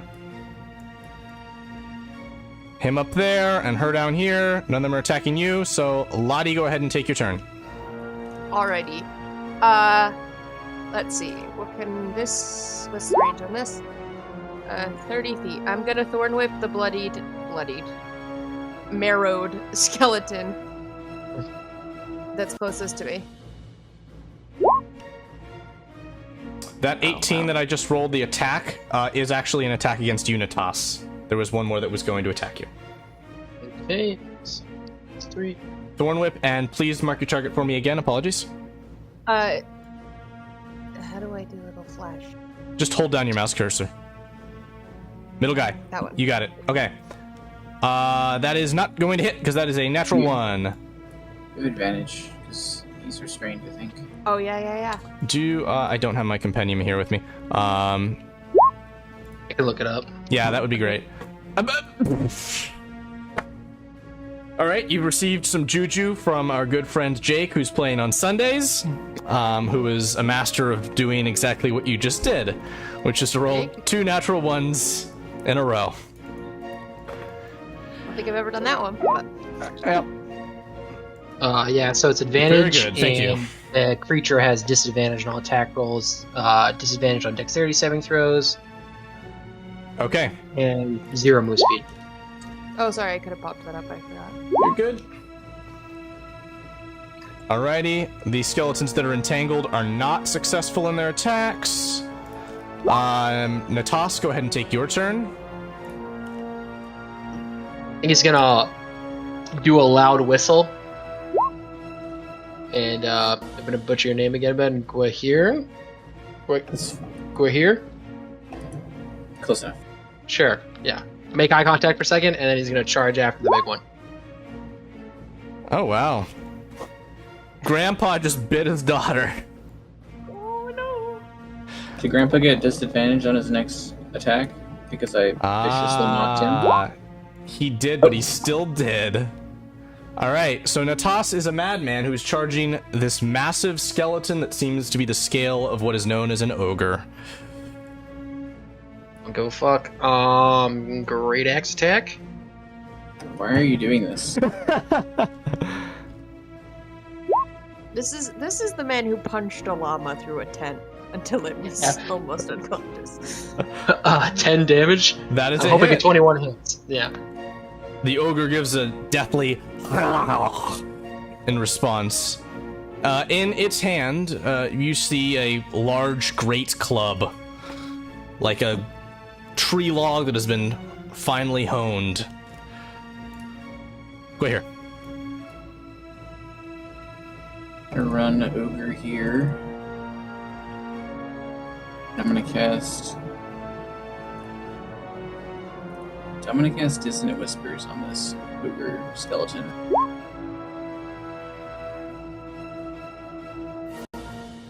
Okay. Shit damage roll.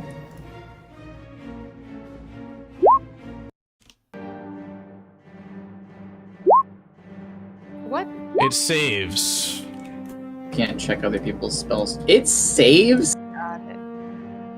Piece of shit. Alright, Just, I'm gonna cast. rolled a 19. I'm gonna give Bardic Inspiration to our too brave barbarian friend. Thank you. Amazing. Margie, you're up. Right. The black light kind of flies out of that one skeleton into another one, and I'll hit off another of lavender. Who is your target? The one to the skeleton to the left of This guy? That is a hit, and that skeleton falls into a pile of pieces, dead on the ground. Good stuff.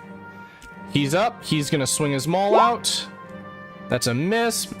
Second attack. He's going to shatter this skeleton into many pieces. And he's going to take his 30 feet of movement over to here.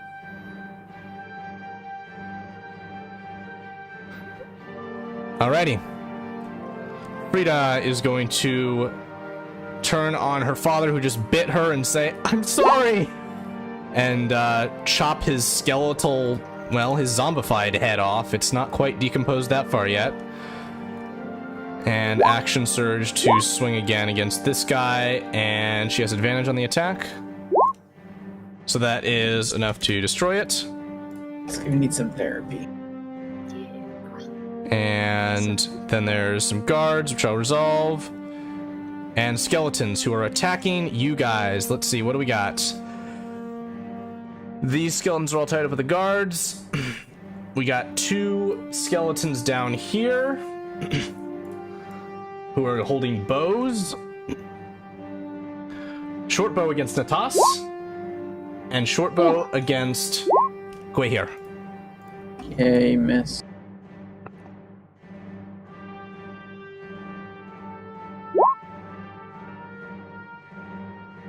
Okay, that is 1 down skeleton. Laddie, you are up. Okay, I'm gonna... Oh man, what am I gonna do? Okay, I'm gonna manifest my bonking stick. Bonking stick trademark. Yep. And then bonk this skeleton. Well, yeah. Bonk the skeleton. Move and then bonk it. Okay. Sorry, let me click that. Sorry, I No worries. expand out. Ooh. Frida is bloodied. And miss completely. You have advantage because they are restrained by you. Alright, I did that. That's the first damage total, so that is 6 points, and that is doubled because this creature is vulnerable to bludgeoning damage. You shatter the skeleton into pieces.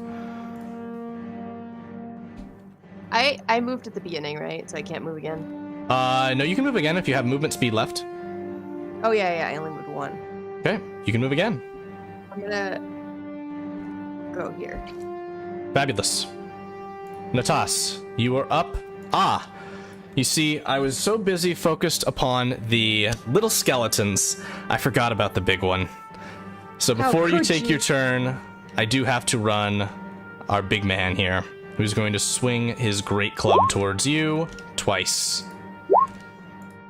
Oh, shit. You are raging, I believe. Yes, thank the Lord. Damn, 19. Scheisse. Math. 9. 9. 9. Alrighty there, friendo. Guehir, you are up. Wait, what was my turn? Oh, you're up. Yeah. DM brain sometimes just goes like this. I've never done that before. Boop. My Oh, brain works perfectly all. Hell yes. That is a you critical rolled strike. higher than a fucking 2. You rolled a 12. Well, you rolled a Ooh la 12. la. So it averages out to just... That is excellent. You And I strike end my turn. into the armor of this ogre skeleton, cleaving off a plate of it and revealing the ribs beneath. Now, take your turn, Guehir. I guess healing word on Natas. My bonus action.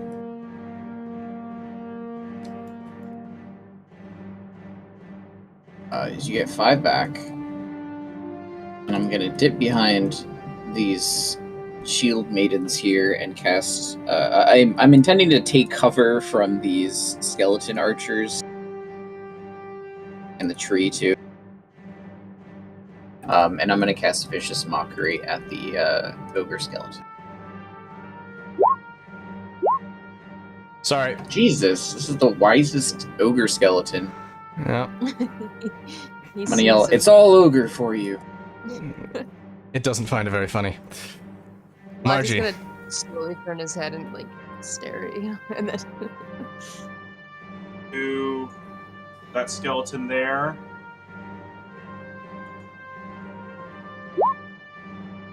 That's a hit. Wow, you were just chewing through them. This is some Doing it. blasting. Here we go. I can't collect rocks, but when she's angry, she really witch it up. Amazing. Alrighty. Down go those skeletons. Our NPCs are in action. There's still a couple of skeletons over here that are going to be focused on by the guards almost universally. And the other two are going to move over here to help you all with the ogre business. Ulfar is going to dash right up to here. And let's roll out what matters here. Let's see how the guards do against the skeletons. That is 1, 2, 3, and 4. Effing none of those hit. That's awesome. No, it's not. It actually sucks. And Frida's gonna shoot her short bow at the ogre skeleton. Dealing, actually, she's gonna shoot at the skeletons over here. Probably a better application there. And Ulfar dashes to get to where he is. The skeletons are up. Skeletons against the guards. 1. Oh, those went to GM. That's fine. We have a bloodied guard here. And a bloodied guard. Actually, no, a dead guard right here. As this skeleton stabs this woman in the gut and she gives a ah! As she crumbles to the ground, dying. Same though. These skeletons with bows are going to take some shots. One of them at Ulfar. And one of them at Frida. That's a miss. Big guy is up.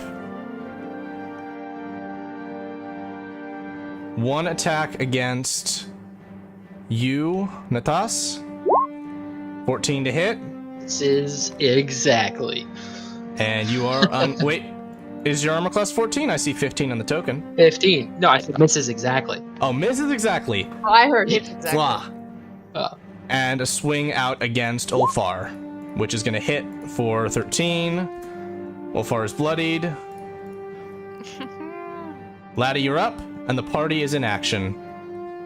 Alright, I am going to no, I'm not gonna merge into this tree. I'm gonna go behind this tree. And then I'm gonna use my last spell slot and entangle the big boy. Entangle on the big boy.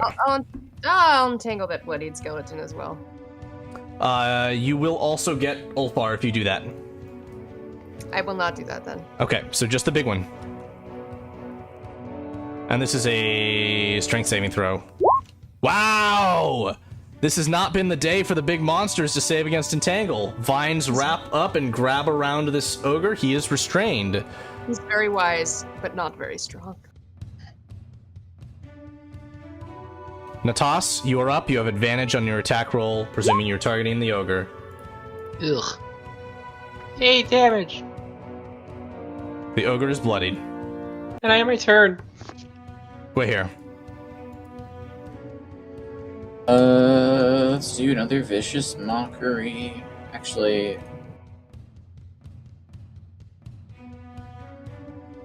yeah, I'm gonna do a Vicious Mockery on the big ogre. Failed exactly. Disadvantage on the next attack roll. Margie.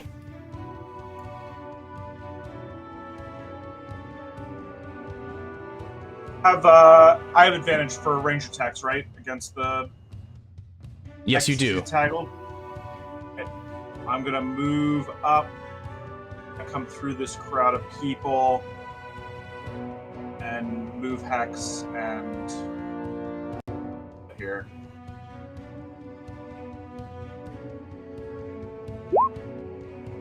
That's a hit. Okay. Ulfar is up. He is going to swing out his maul. Here we are. He slams it directly into the skeletal face of this ogre, and he calls out, "Go back to your grave, Talvalosh! It is not your time to rise!"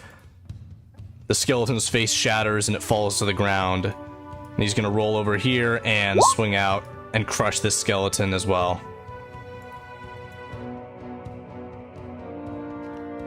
Frida's gonna shoot her bow at this skeleton, wounding it. Still a couple more skeletons, which the guards are going to attack. Lottie, you're up. Alright. I am going to just bonk. Damn. Giving them the business. That one's down. I'm gonna come over here first, obviously. Bonk. That is a hit. And you're going to shatter that skeleton into a dozen pieces. Do you have the Shillelagh cantrip? No, You should invest in that. maybe, yeah. Another guard is killed. Natas is up. There's one skeleton still active. Swing, about it, swing. Not advantage. Great Correct. Axe. 7 points of slashing damage. It is bloodied. Gwahir, can you finish it?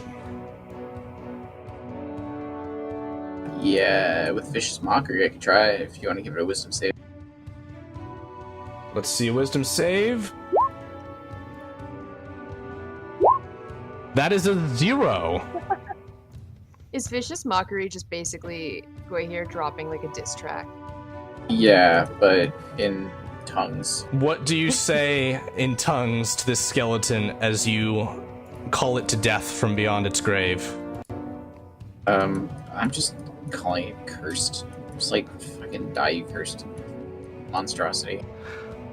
Excellent. And with that, it collapses into the ground, destroyed, and we are out of combat.